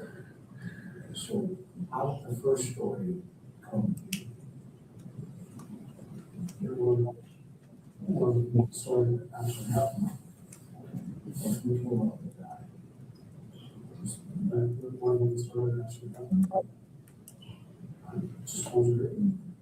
So usually when people try to get together to be on the same page, it's so everybody knows what the other person is telling law enforcement. Yeah, that's what it was.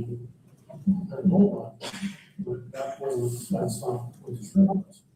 Yeah, so we're wanting to know what the story was that you guys all agreed to tell law enforcement. No, no. Okay. Is that just that, or did you guys actually go into detail, actually have a story, so if you were ever questioned? That was literally the conversation was on the same page. We talked about it. When you question the detectives, will tell you that you don't know anything about it. You don't convince them. And that's what the story was. And where did the truck story come from?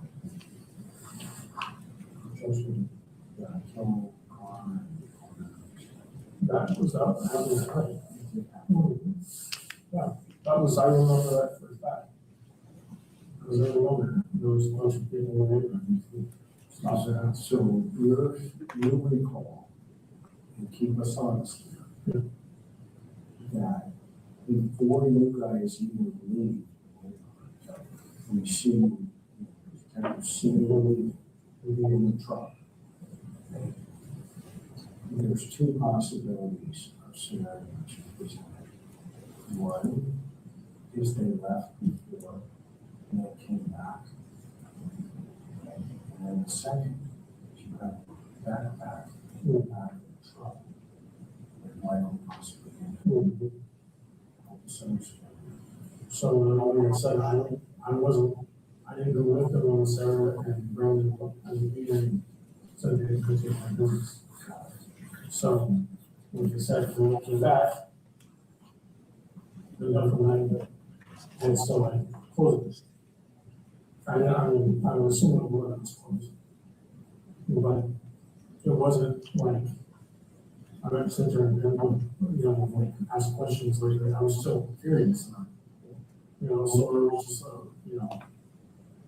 and when it happened, yeah, it really always brings this stuff in, like, where you go, I mean, we live in Boise, we live in Ontario, and we're always curious and stuff with them. And so that's what I'm saying, when there's just narrative, because I'm not 100,000% sure they did the transaction in Ontario.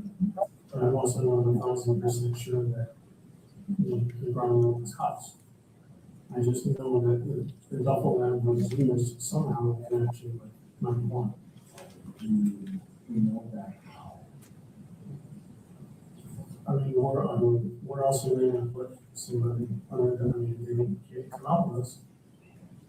I mean, so the two options that we don't have, if they pay a duffel bag, or being anybody, don't them. So in reality, the last time you saw Michael work, he was dumping on the floor from the couch. How sure that that's what you saw? Sure. 99.988. So you're pretty much 100% positive that that's not. Yeah. And positive that who was legally in charge during the conversation.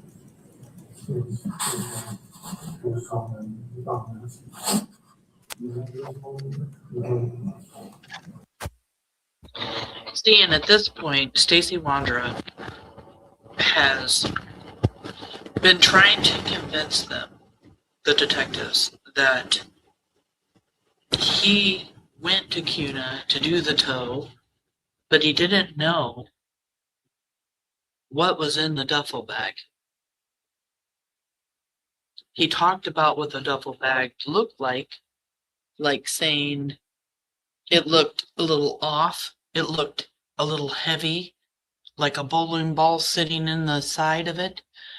So at this point, he is not telling the truth about him actually knowing for a fact that Michael is in a duffel bag, and he knows it when he travels to Kuna with Sarah and Brandon.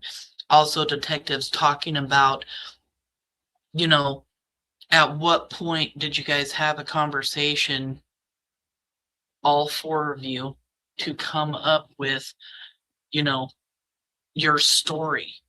And he didn't really go into that at all. He just totally deflected from the whole question that was asked him. They all four sat down and decided, okay, this is our story. We're sticking to it. It even talks about it in the probable cause. So at some point, he must have told detectives that there was a story, and the probable cause affidavit says their story was basically to convince everybody that they didn't do this. And the conversation that Brandon and Stacey had over the phone was they were going to use towing the car back from Kuna to Fruitland as their alibi. So pure deflection, lots of storytelling going on here. Has Sarah talked to him after this?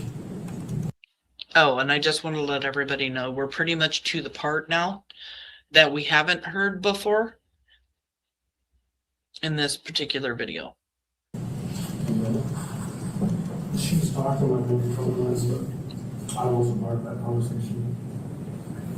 I know that she had connection.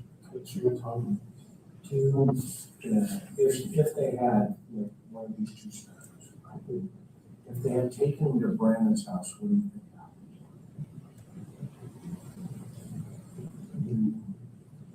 Brandon could bury him at his mother's house. Yes. Brandon didn't really have transportation, so was Brandon in the house or backyard long enough to bury him when we were there? He was probably in the house for that hour. Is that what happened? I have no idea. Like I said, I'm not feeling any more. Come to Brandon's house, what do you think happened?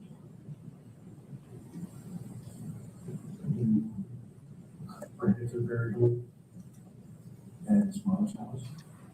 That's, Brandon didn't really have transportation, so, was Brandon in the house or backyard long enough to bury him?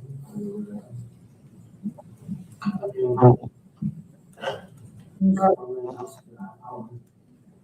that what happened? I have no idea. Like I said, I'm not feeling any more definitive answer, but I don't know.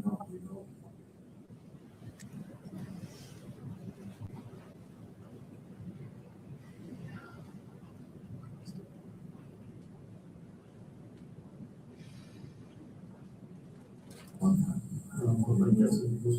In no way, shape, or form.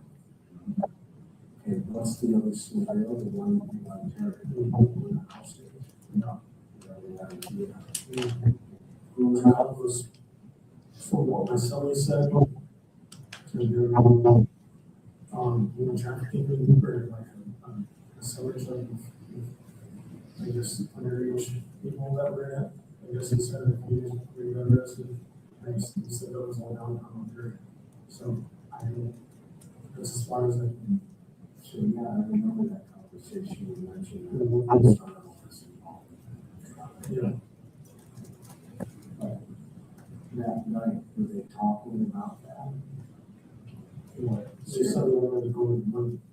So Sarah and Adrian. Was it more of your idea? It's a big idea. And what? Just the words came. But why do we? I was wondering. I'm sure it is. And how much do you think you got? If that's not right, could you? You don't want to the hospitals because I don't know. And what about Sarah? Did she show you a lot of cash? No, that's just sticking out of the purse. First, didn't hold on to the wallet. And she never explained it. I asked her about it. She said she was one of them. This was a lie because she went.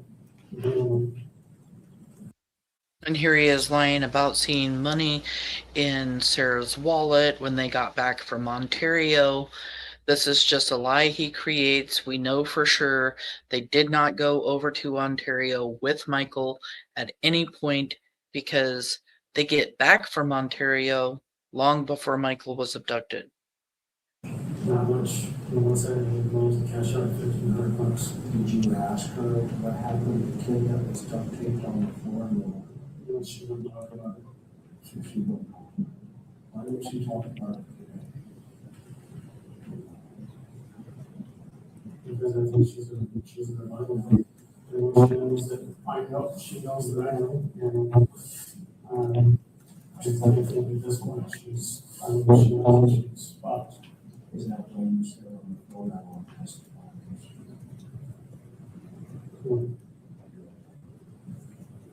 Oh, when she said it? Yeah. Yeah. What was she crying? In the hopes that I won't testify? When she's not always, not considering, I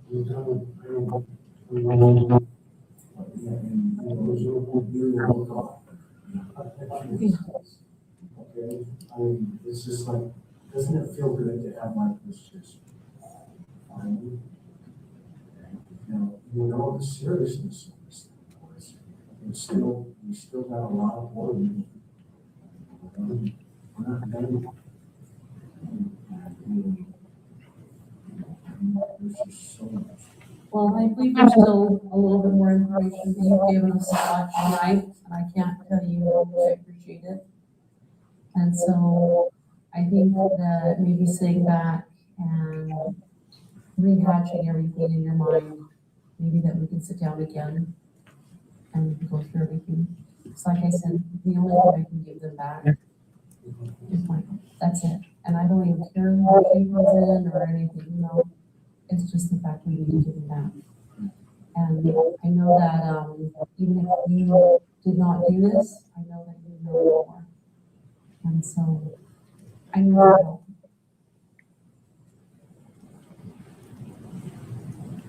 You can't respond to this. Okay. You don't have one, Mr. Barnwell. How much better than him? I think we just need to go back and just so I don't know.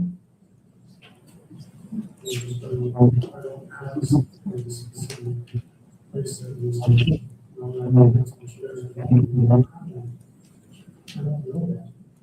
Are you talking? There's regulations. Ontario or Canada. I mean, that's the only two places that I can see. I'm trying to give you guys everything that I can. I'm not even stuffing. I'm not even trying to stuff it. I don't have the. Well, I know that if I got into a vehicle and drove to Cuna and somebody put the duffel bag in the back after witnessing what I witnessed, I would know if Michael was in the back. Okay. And I know that you know if Michael was in the back. But I know that we have to show that, you know, what do you say? Trust is shared. And so, so maybe if I can show you that I'm trying to be truthful and straight up with you, that you will come and help me with this, help me finish this case. I think you believe.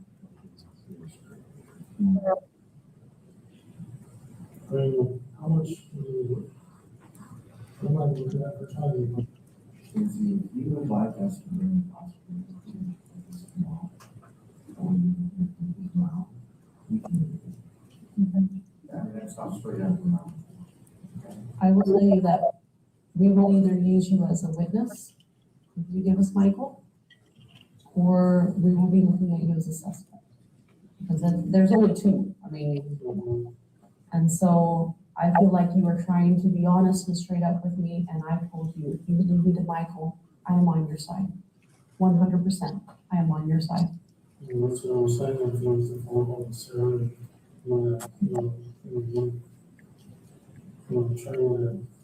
You guys have been together for a long time after Michael's disappearance. And I know that with you guys going through that type of ordeal together, you know where he's at. That's what I don't know what life is. I can only give you my best guess. That's why I'm being straight with you.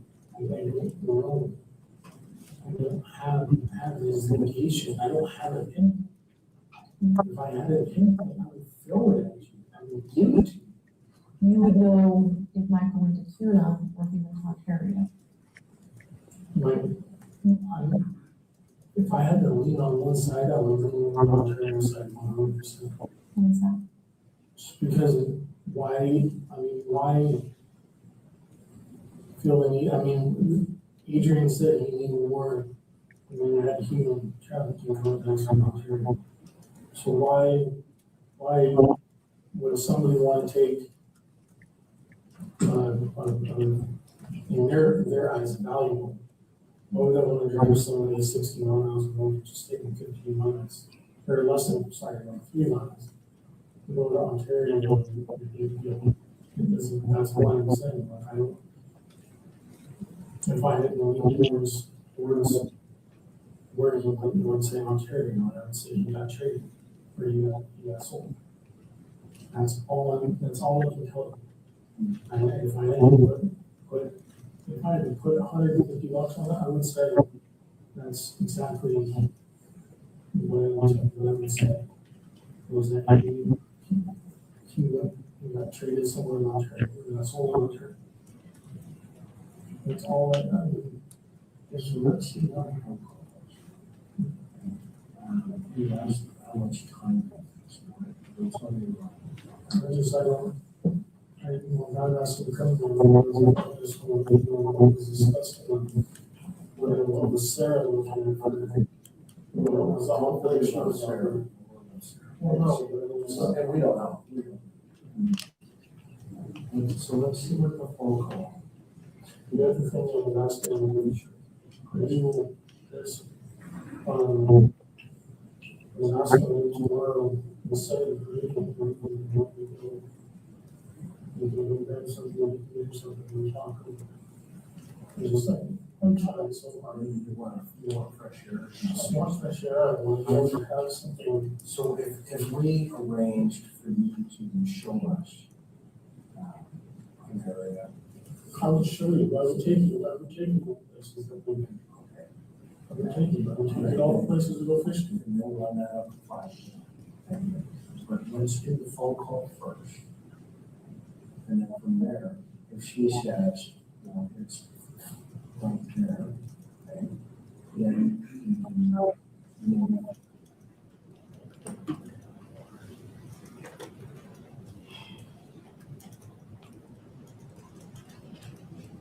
figure out if that's the next step. So far as, the other stuff in terms of whatever, that stuff is, we appreciate the fact that you are not going to talk about that other stuff about cases. We're not going to talk about that in any way. I also have to agree with that, from this area of Kelly, that there's probably maybe I'll give you this. I think you've been very honest. But I think there's also you're still a little scared. I don't know, I could be wrong. And I'm being honest with you. And I have been wrong before. But there seems like there's another issue. And if you get that piece up, then you've lost leverage to what the totality of the circumstances are. And we'll just ask you to share that piece of trust with us, so that let us determine, I mean, the investigators, and say that's not the case, but let them determine what that does, because that little piece of the puzzle you may have, that piece may. And so when you say something to Sarah, or she says something to you through the call, we're already going to see the puzzle. Man, you gotta love Chris Madonna. Here he tells Stacey, like, I believe that you're telling us the truth, but is there anything, basically just trying to let Stacey know, like, things still sound like or it sounds like you're still a little scared, and maybe there's a little bit more to the story. Basically doing his good job of trying to get the whole truth and nothing but the truth. You know what I mean? Like, Chris is seeing that there is some truths in what Stacey is saying, but at the same time, he knows that there is more to the story. And I think that it's just amazing the way that Chris works with Stacey here. Very telling as far as not interrogated to the point of a false confession, because Chris talks very softly, he's always so softly spoken anyway, but he just builds a great relationship with Stacey. That's where we cooperate and collaborate. What you have been telling us, and that's when we go to the end and say, look, he gave A, B, C, and D. And guess what? We proved, may not have been able to prove that, because that comes from Adrian and Sarah. But maybe the investigation shows that A, C, and D are not part. D and F, and they come from somebody else, i.e. the guy who has money, that kind of stuff. Does that make sense? So going back to the buffet analogy early on.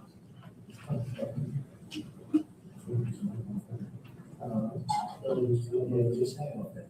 But going back to that analogy, right? Let's go to the dessert. I love that movie too. Is that the best movie ever? Oh, look at Daryl. Is that the best movie ever? Especially when he gets the lifeguard. When Africa, is that classic? You know, after this is all over, and you know, people are gonna always judge so always judge. But we will assure you at some point we will not judge you. That's not our responsibility. Our responsibility is just to be an advocate in relationship to the truth. The fact that you're able to get that truth is wrong. Just what the Democrat said. We really are impacting a lot of people. And I think of it as in a bigger picture. With tens of thousands, if not millions of people looking for one. You know what the truth is all this time. Some people are going to judge that. But what they are also going to see is the fact that you were honest about it. Now, it took a little time, but that's okay. That's never going to change how the free and the whole department looks at you. And I can't tell you how many times I've gotten letters from people saying, at least you treated me with kindness and respect. And that's how I operate, that's how we do the work. It can't change the truth, but you're still a human being, and you deserve some dignity and appreciation. It takes somebody very brave to be a witness in this type of case and to sacrifice your own feelings and stuff to help somebody else. That's a very brave person. You want to try Sarah again before we wrap? Getting close to her Friday. You see my dog, by the way, that's my He is pretty cute. All right, so let's see what we got. Okay, tell me how to number again. You just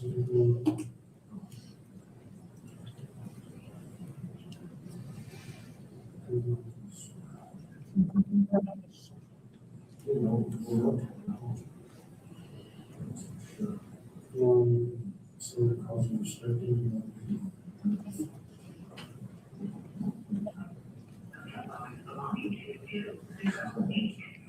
Starting on goes.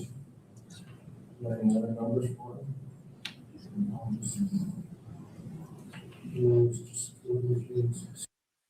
Another attempt to Sarah failed. He is trying so very hard to get a hold of her. I really do wonder if Sarah Wondra knows that Stacey Wondra was going to help detectives throw her ass right under the bus, trying to get her to talk in phone conversations, because that would just chap her hide. Chap it. So what is that other piece?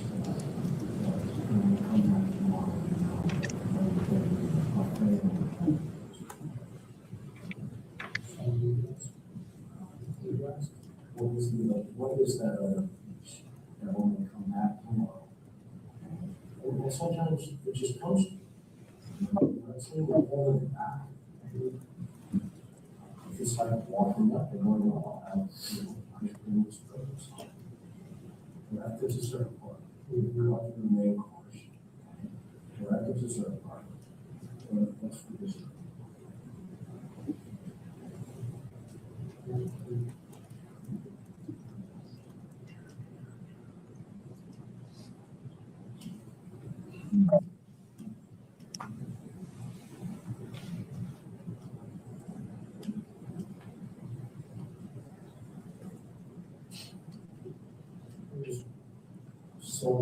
I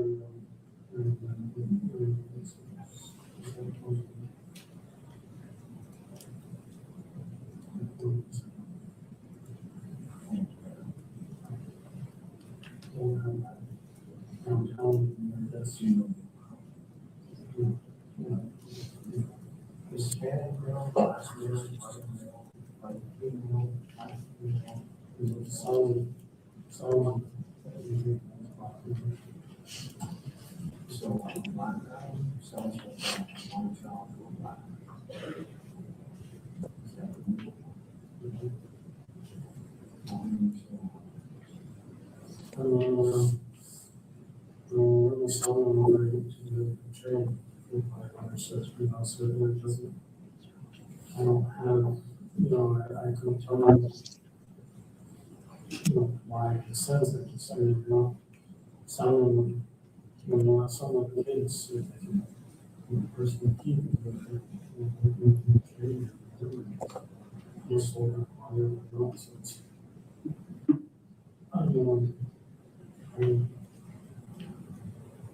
Was, Asian, black, I would personally, I was, I'm not racial, so I don't, I do want to also. But, with aliens, history, and his track record here, I would assume black was, black people being selling. Which really doesn't. Not sure at all, I will just set it off for everyone else.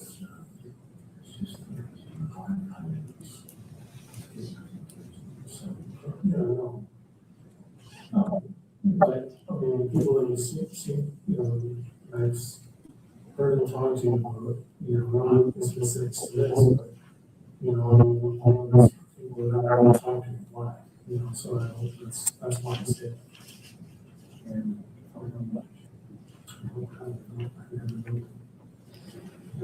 that's maybe one of the questions we talk to Sarah. Yeah. And then we want to know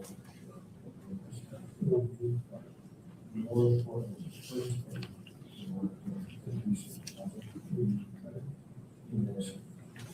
I don't know she can't.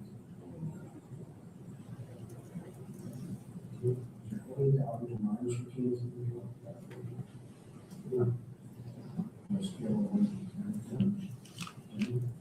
You say that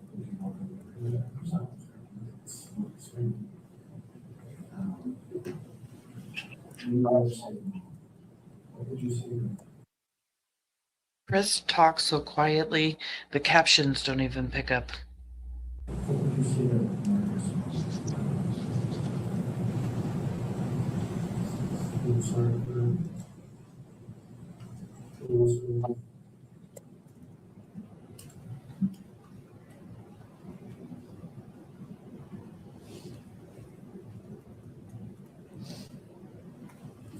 It's always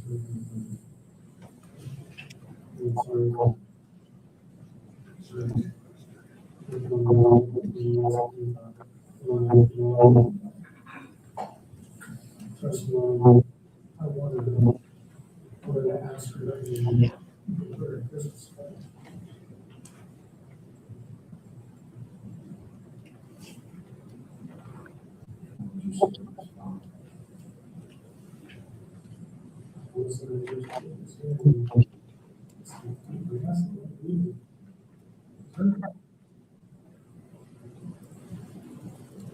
What would you say?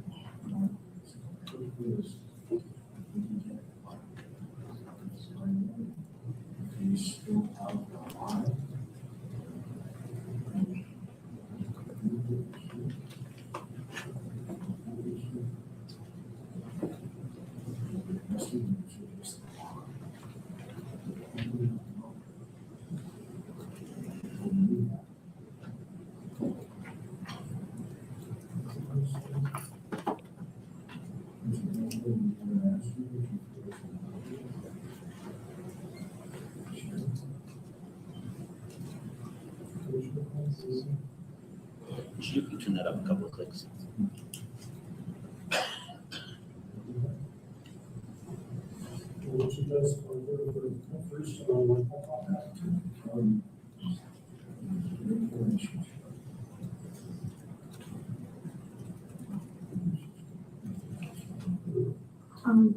You haven't dialed it up. I'm going to unlock it.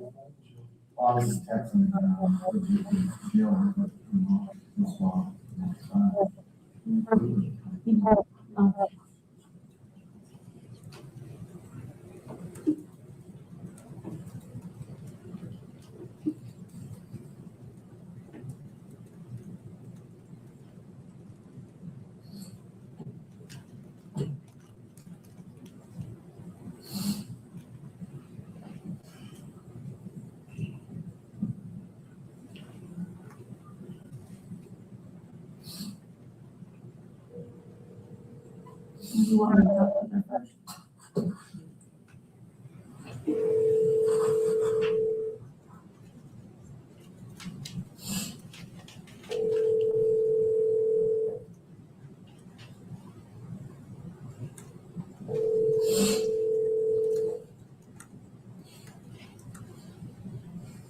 She might not answer because she's not on Redwing.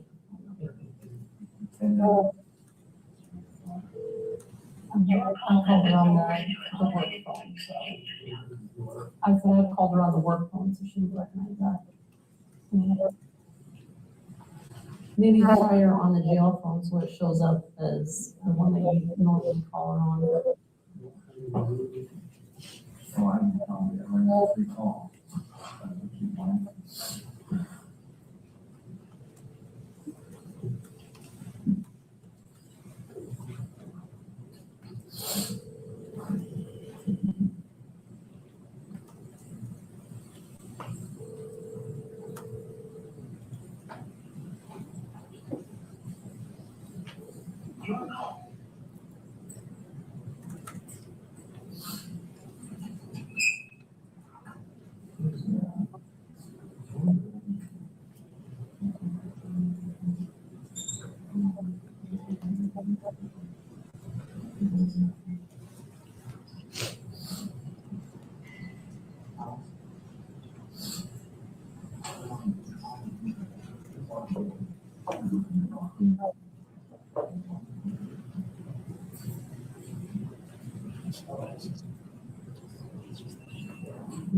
Don't worry about calling her back on that because she's probably not answering because she doesn't recognize the number.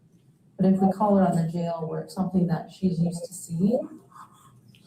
Stacey, do you mind if we want to call out here? Yeah.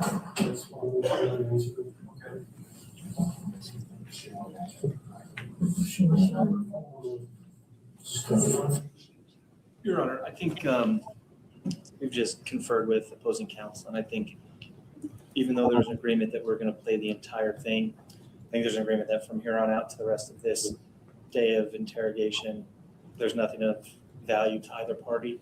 And so this is where we're going to stop it here for this day, but it has been an hour and a half since lunch, so I don't know if the court wanted to take a break or if we wanted to jump right into the next one. What would state for take a break right now? I think a break makes sense, just if people need to get up and move around. Vince on board with that? Yes. All right, we'll take a recess then for 10 minutes.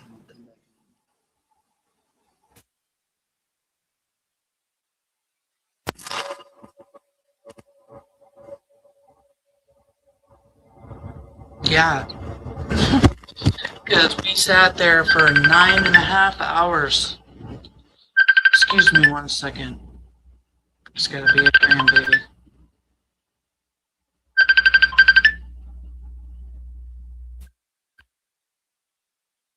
Sorry about that. 9.5 hours of footage, and yes, our butts were hurting. We were over it. It was very frustrating sitting there listening to Stacey Wondra change his story over and over and over again.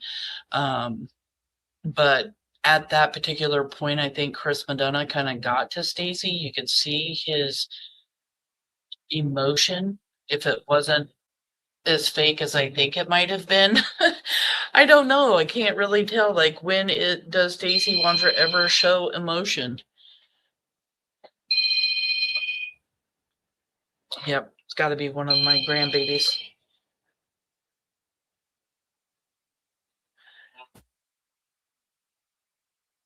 One second.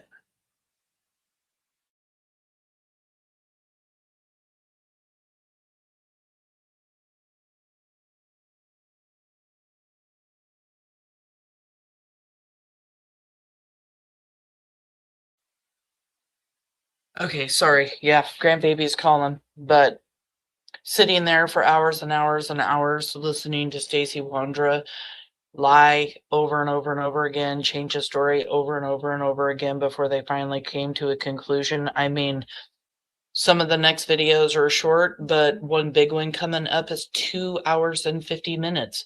We're probably only going to be, I mean, that's probably going to be 2 or 3 lives, because that is how long the video footage is. And I'm understanding that there is even more that wasn't even played at the preliminary hearing. I don't know if that's true or not. It's just something that I've been hearing, but it is very, very, very crazy. So here in about 33 minutes, like I put in chat, there was a link that I put there, or you can just find it here on the channel. Premiere video with no commentary. It's the very first confession footage from the preliminary hearing that I added to a playlist. The playlist link is pinned to the top, and that's where you will find all of the raw and no commentary footage being put up from the very beginning all the way to the end of the preliminary hearing. And tonight the premiere will be that very first part of Stacey Wondra's confession. Now, what's really good about it is we did have some technical difficulties streaming from here, listening to that first video, so you can actually hear the videos way better. I hope that when it does it as a premiere, that it plays as well as it does when you just click on the videos to listen to them. And as you know, the next couple of weeks, few weeks go by, all of the videos should be uploaded. I'm just starting to put up the ones that I haven't gone over yet and given commentary to. So I really hope that creators come over, use the content, and share the current content, because it really will give so much more awareness for Michael. And I love hearing commentary from other people.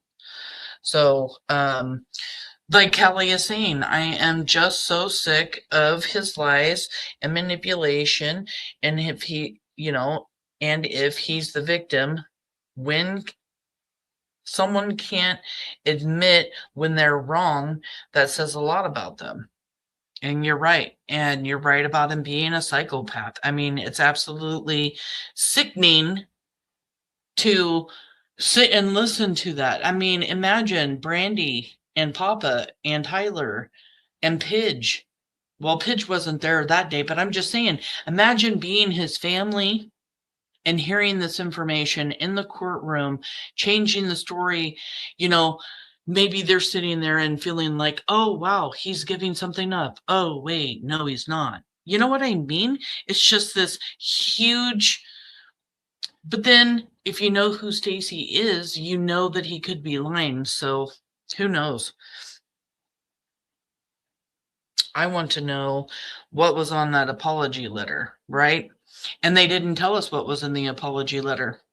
And I'm sure we'll find out at trial, because Stacey Wondra didn't, have somebody come in and help him write that apology letter. It's just like this confession being a false confession, interrogated to the point of a false confession.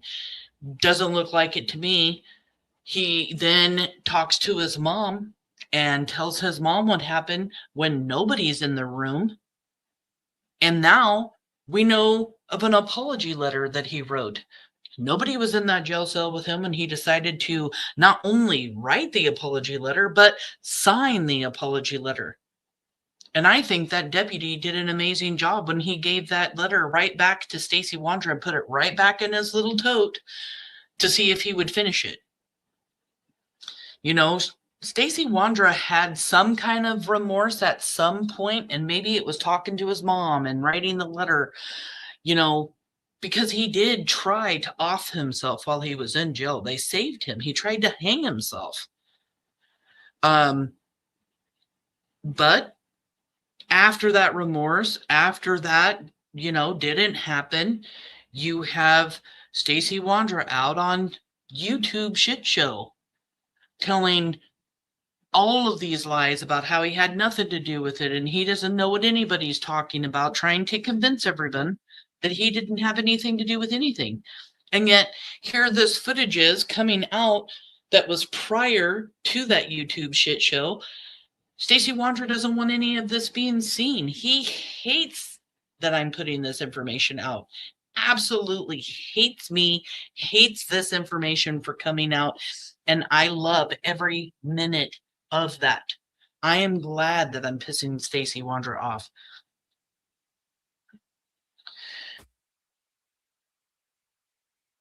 Seems to be how they all roll. Stacey, Sarah, and Brandon at least continued lying and claiming to be victims. Exactly. And even Adrian Lucian Rowan claims to be a victim. He was set up to live at the Wondra's house. Well, why did you go to the Wondra's house and decide you wanted to put up fake profiles and put up fake scams to get money out of people, using girls' picture and sexuality to get this money? Say you're going to do something and then not even do what you say you're going to do. You're just going to take their money. Not a Drama Nana, thank you so much for coming in. You are so welcome. He was so mad when you found out his dad was not going to help him with commissary money too. Exactly. Towards the end of the conversation with his mom, he gets upset because he thought his dad was going to give him some money, and they're kind of thinking to themselves like, no, we're not giving you anything right now. They just found out that Stacey's telling them that Sarah murdered Michael on accident, which I just don't believe it was an accident. Chaos Queen, thank you so much for coming in. Glad you've been here listening. And like I said, I just hope that this premiere goes well and that the audio will be good. It's just frustrating to sit here going through it all again. You know what I mean? Like, it was bad enough to sit and listen to it at the preliminary hearing for 9.5 hours and sit here. And I love bringing the information to all of you. Don't get me wrong. But as I listen to it again, and I know now what's the real lies, and I know now what the partial truths are, it's really hard to listen to. Brandy's even had to step away. She had an amazing day. She had a doctor's appointment today. She's getting off a lot of her medications. She's doing so well. She's so healthy. Great things are happening in her life. She's finally starting to feel like herself again. Tyler's been doing extremely well since the preliminary hearing. He's ready to listen. When Brandy says, hey, this is what's going on, Tyler's ready to, instead of saying, I don't know if I want to hear that right now or whatever, because it's coming from YouTube or it's coming from somewhere. He's really interested in everything going on, not like he wasn't before, but just really withdrawn, away from things because of his guilt, because this happened on his watch. And that has made Tyler feel bad for 4.5 years, still makes him feel bad to this day, and probably will for the rest of his life. But guess what? They are feeling better about things. And isn't that a great thing to know? My heart lifts up every time I hear Brandy talk to me and tell me, whether it's in a message or during one of our conversations, that life is getting a little bit better. And of course, knowing that Stacey Wondra is going to trial, knowing that other arrests are coming, and even though it's going to be a difficult thing for them to go through, to have to go through this trial, how long is that going to be? A couple weeks, a couple months, more, and then have to do it with 3 more suspects. They know, just because of part of that preliminary hearing, there will be more information coming out. There's over 20,000 pages of discovery, and they're ready to hear it. They're ready to move forward with their lives and continue fighting for Michael, fighting for justice, and, and feeling better about things in their lives, moving forward. Being able to feel like yourself is a huge thing. And that's what Brandy told me today. She's feeling more like herself. She's been gardening. Things, in a sense, are getting better. And that can always change, especially during the trial of Stacey Wondra. So I'm going to be happy for them now that they're feeling like themselves right now.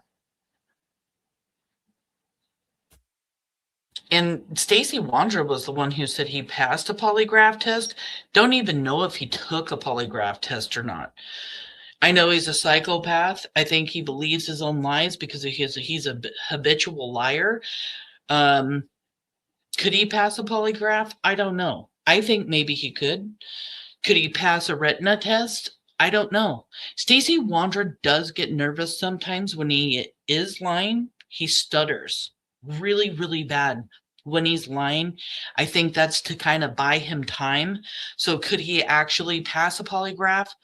I don't know. I do not know. Brandy's sister here wants to know, Brandon and Adrian, you two twits better hope you give us Michael, or I promise I will be seeing you. And I promise you don't want us sisters on your doorstep. That goes for you too, Tina.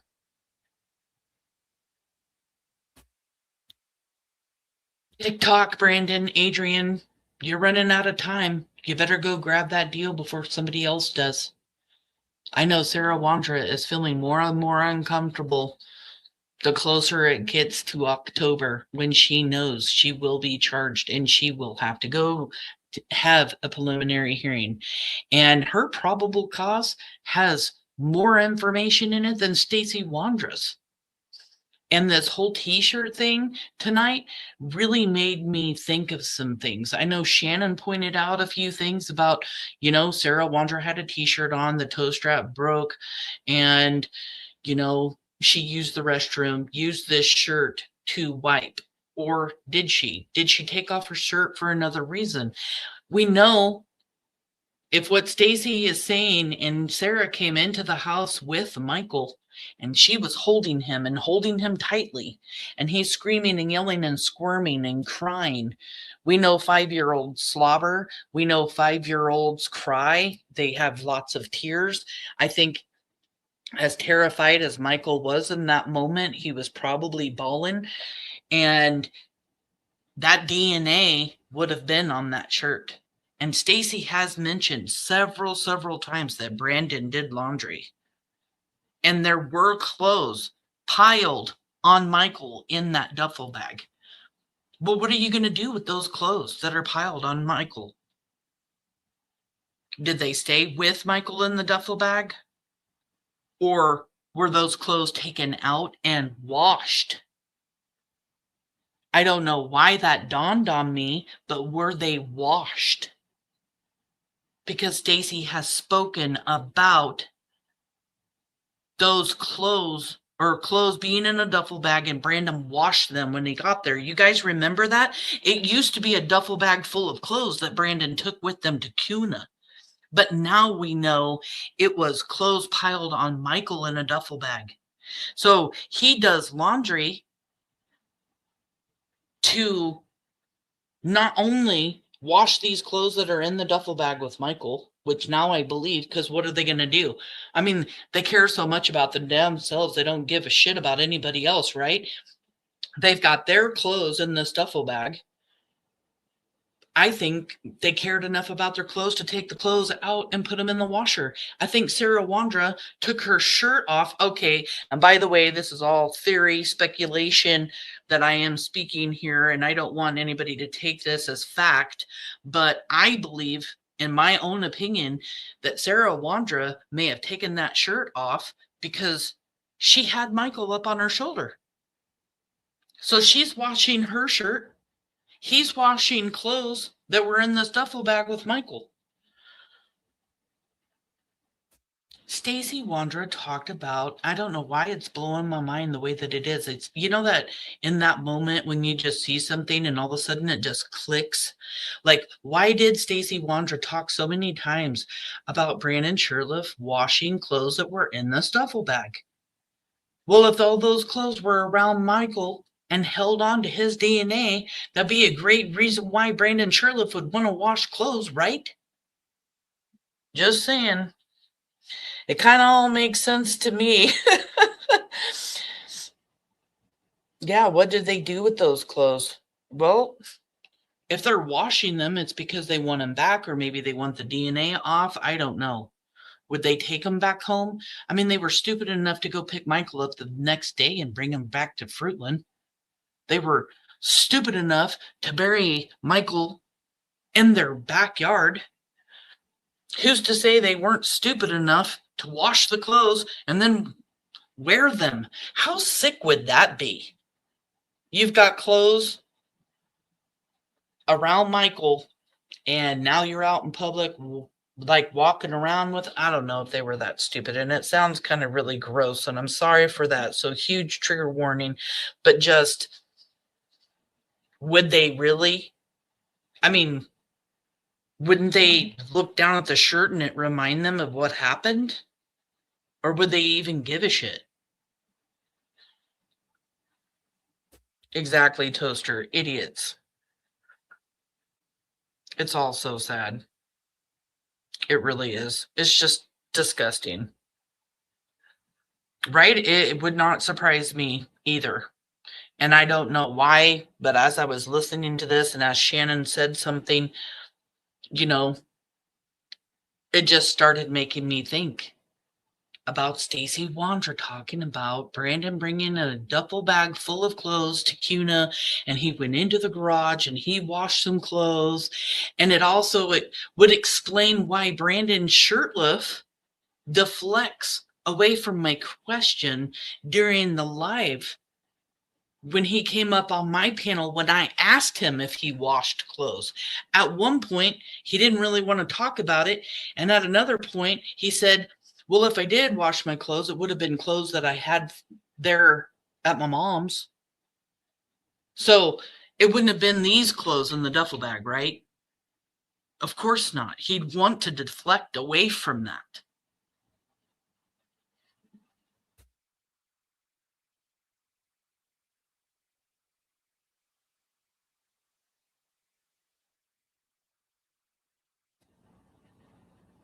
Right? They are. They're sick and twisted in their own minds. I get it. I know.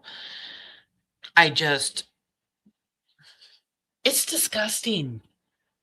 How do you even explain? There's no words to describe how bad that actually would have been to wash the clothes and then turn around and wear them.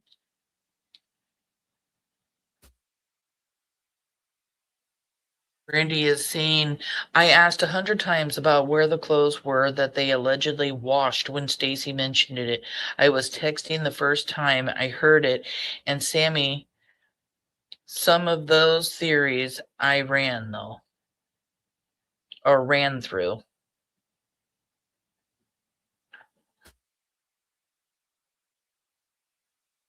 Yeah, well, it dawned on you way before me because it literally just smacked me like a ton of bricks as I was listening to him talk and talking to Shannon in chat tonight. I'd never, yeah, it's just one of those duh moments.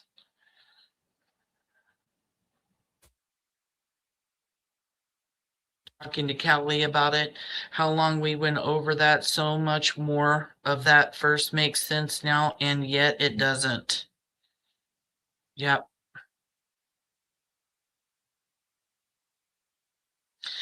You know what? I was thinking the same thing, Diana. Like, could that have been some form of a trophy?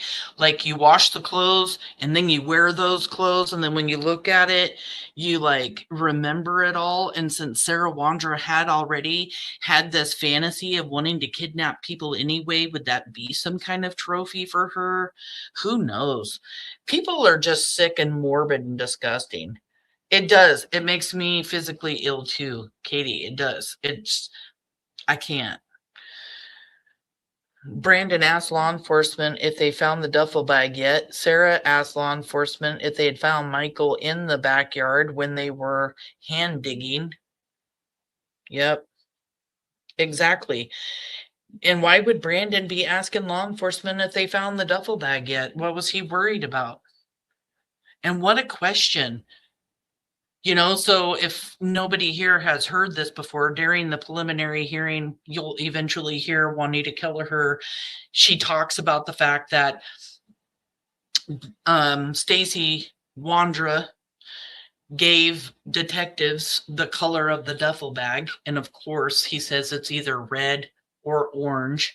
Juanita Kelleher talks to Brandon Shirtliff, asked Brandon Shirtliff if he had a red or an orange duffel bag, and he said, I had a red Marlboro duffel bag. Have you found it yet? That's how that conversation went down. You'll hear it.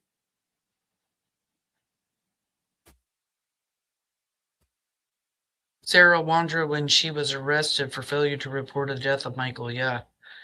But then Stacey said Michael was either in a black or white garbage bag. Yes. Well, that's because in order to get rid of the smell, what would you have to do with the duffel bag? You'd have to put it in a garbage bag, right? And I think that's where the garbage bag comes in. They put the duffel bag in a garbage bag. And in my personal opinion, in my opinion only, this is my own theory, I do believe that Brandon saw Stacey and Sarah put Michael in or had the duffel bag and put him down in the crawl space.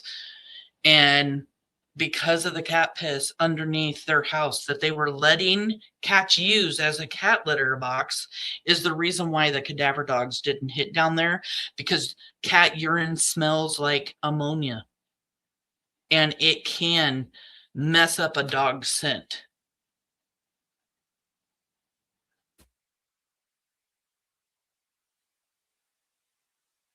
I believe that they have checked out a lot of that house. Yes.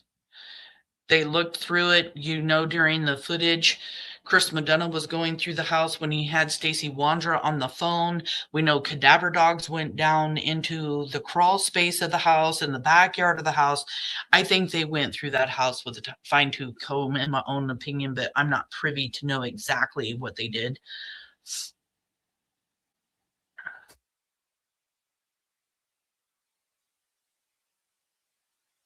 Yeah. Trying to throw the scent off. Exactly.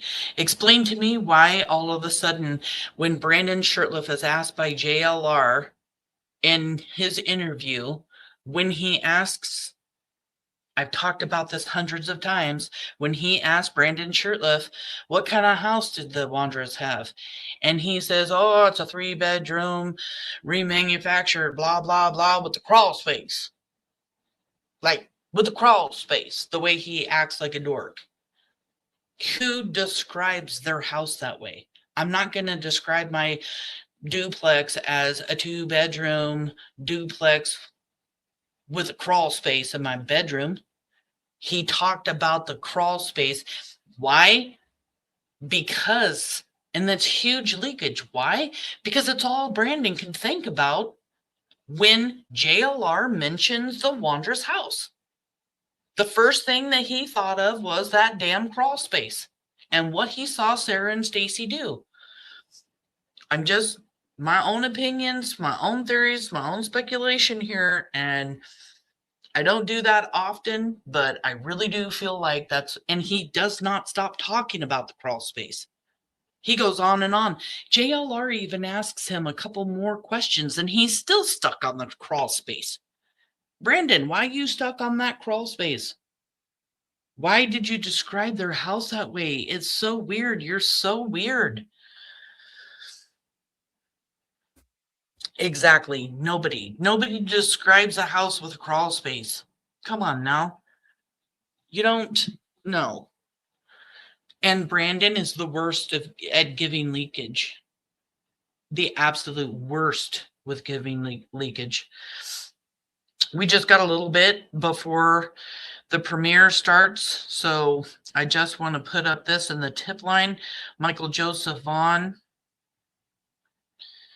was abducted July 27th of 2021 in Fruitland, Idaho, in his neighborhood. 4 monsters abducted him. Stacey Wondra, Sarah Wondra, Adrian Lucian, and Brandon Shurtleff. Stacey Wondra is being charged with first-degree murder, second-degree kidnapping, and destruction of evidence. He's going to trial, and we're going to find out when trial is right after tomorrow morning's hearing. Sarah Wondra will be arrested and charged with first-degree murder, second-degree kidnapping, and destruction of evidence in October of 2026. Brandon Shurtleff and Adrian Lucian will be arrested also. It will happen. The DA said it is going to happen. And they both have knowledge of Michael's abduction and murder. They've both spoken about it. You can't have knowledge of it if you weren't there, Brandon and Adrian. When are you going to get that? We hear the things you say. We see the things you say, whether they're in text messages or whether you say them. And Brandon, you do leak so much information. You're a dumbass. They will be charged. These are the 4 named suspects named by law enforcement, updated as of January 2025, still spoken about at the preliminary hearing. Brandon and Adrian have had conversations with people on alibis and what they are going to do when somebody asks them about this. And all of them got together to convince everybody that they had nothing to do with Michael's abduction and murder. Somebody out there has a tip, and law enforcement needs that tip. Michael Vaughan needs that tip. The Vaughan family needs the tip to be called in, 208-642-6006, or you can email findmichael@fruitland.org. Let law enforcement decide if your tip is credible. Be Monkey's hero. Do the right thing. Collect the $50,000 if the information leads to Michael Vaughan. And you can call anonymous. You can call in a tip or email anonymously. Like, it doesn't get any easier than that. And if something heavy is weighing on your heart, you've been feeling for the past 4.5 years that maybe you should say something, that's 100% fact, and you should be calling that tip in, especially if it's weighing heavy on your heart. Just because Stacey Wondra is going to trial does not mean that they don't need all the tips.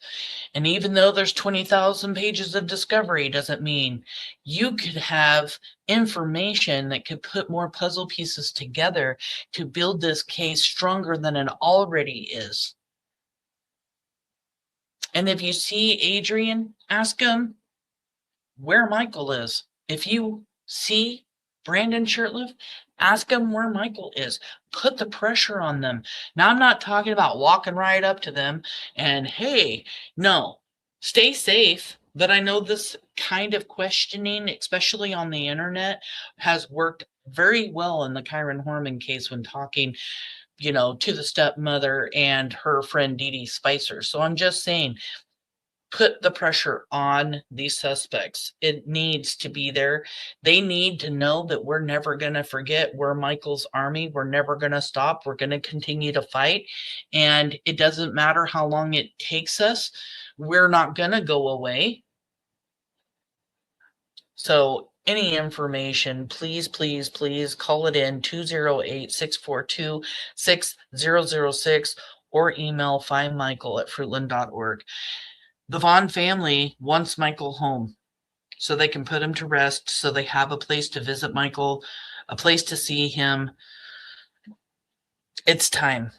Law enforcement have something regarding their electronics, especially with their charge of attempting to get rid of evidence. Stacey Wondra, you know, he destroyed SIM cards. They got new phones. They removed furniture from the home. They were going to move to either California or Florida. Oh my gosh, there's so much more. You know, the cadaver dog hit on their Lexus. Cadaver dogs hit in the backyard. Cadaver dogs hit at CUNA. We know that there is evidence that was found inside the home. Evidence to prove that Michael was buried in the backyard and later moved during a time when Sarah was home and when Sarah and Brandon were hanging out. The truck that they owned, they took Michael to CUNA in, was completely spotless, clean to the hilt. Police seen it. There's so much. There's just so much going on.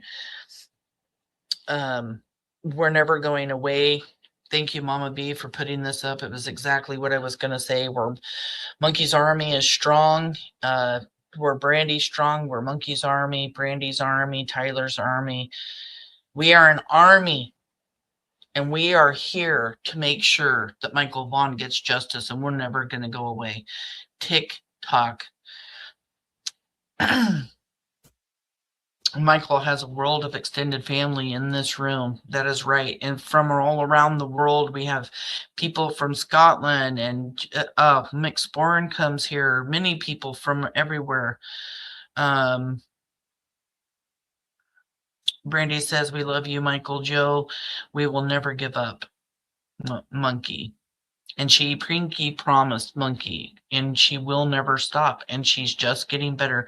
Wonder if law enforcement was able to find any digital trail of them trying to adverse a child online. I hope they have a massive amount of digital evidence. I hope so too. And I'm pretty sure at one point they had Stacey and Sarah's phone. And we know that they started looking into the Wondras and the Wondras' home on August 1st, just days after Michael's abduction. That's when Adrian Lucien was hiding in the closet. All right, you guys, we're going out with a little Michael video. Thank you guys all for being here. I hope you join and chat on the new premiere coming out with no commentary. I love you guys. I will see you Thursday. I'm going to see my grandkids tomorrow.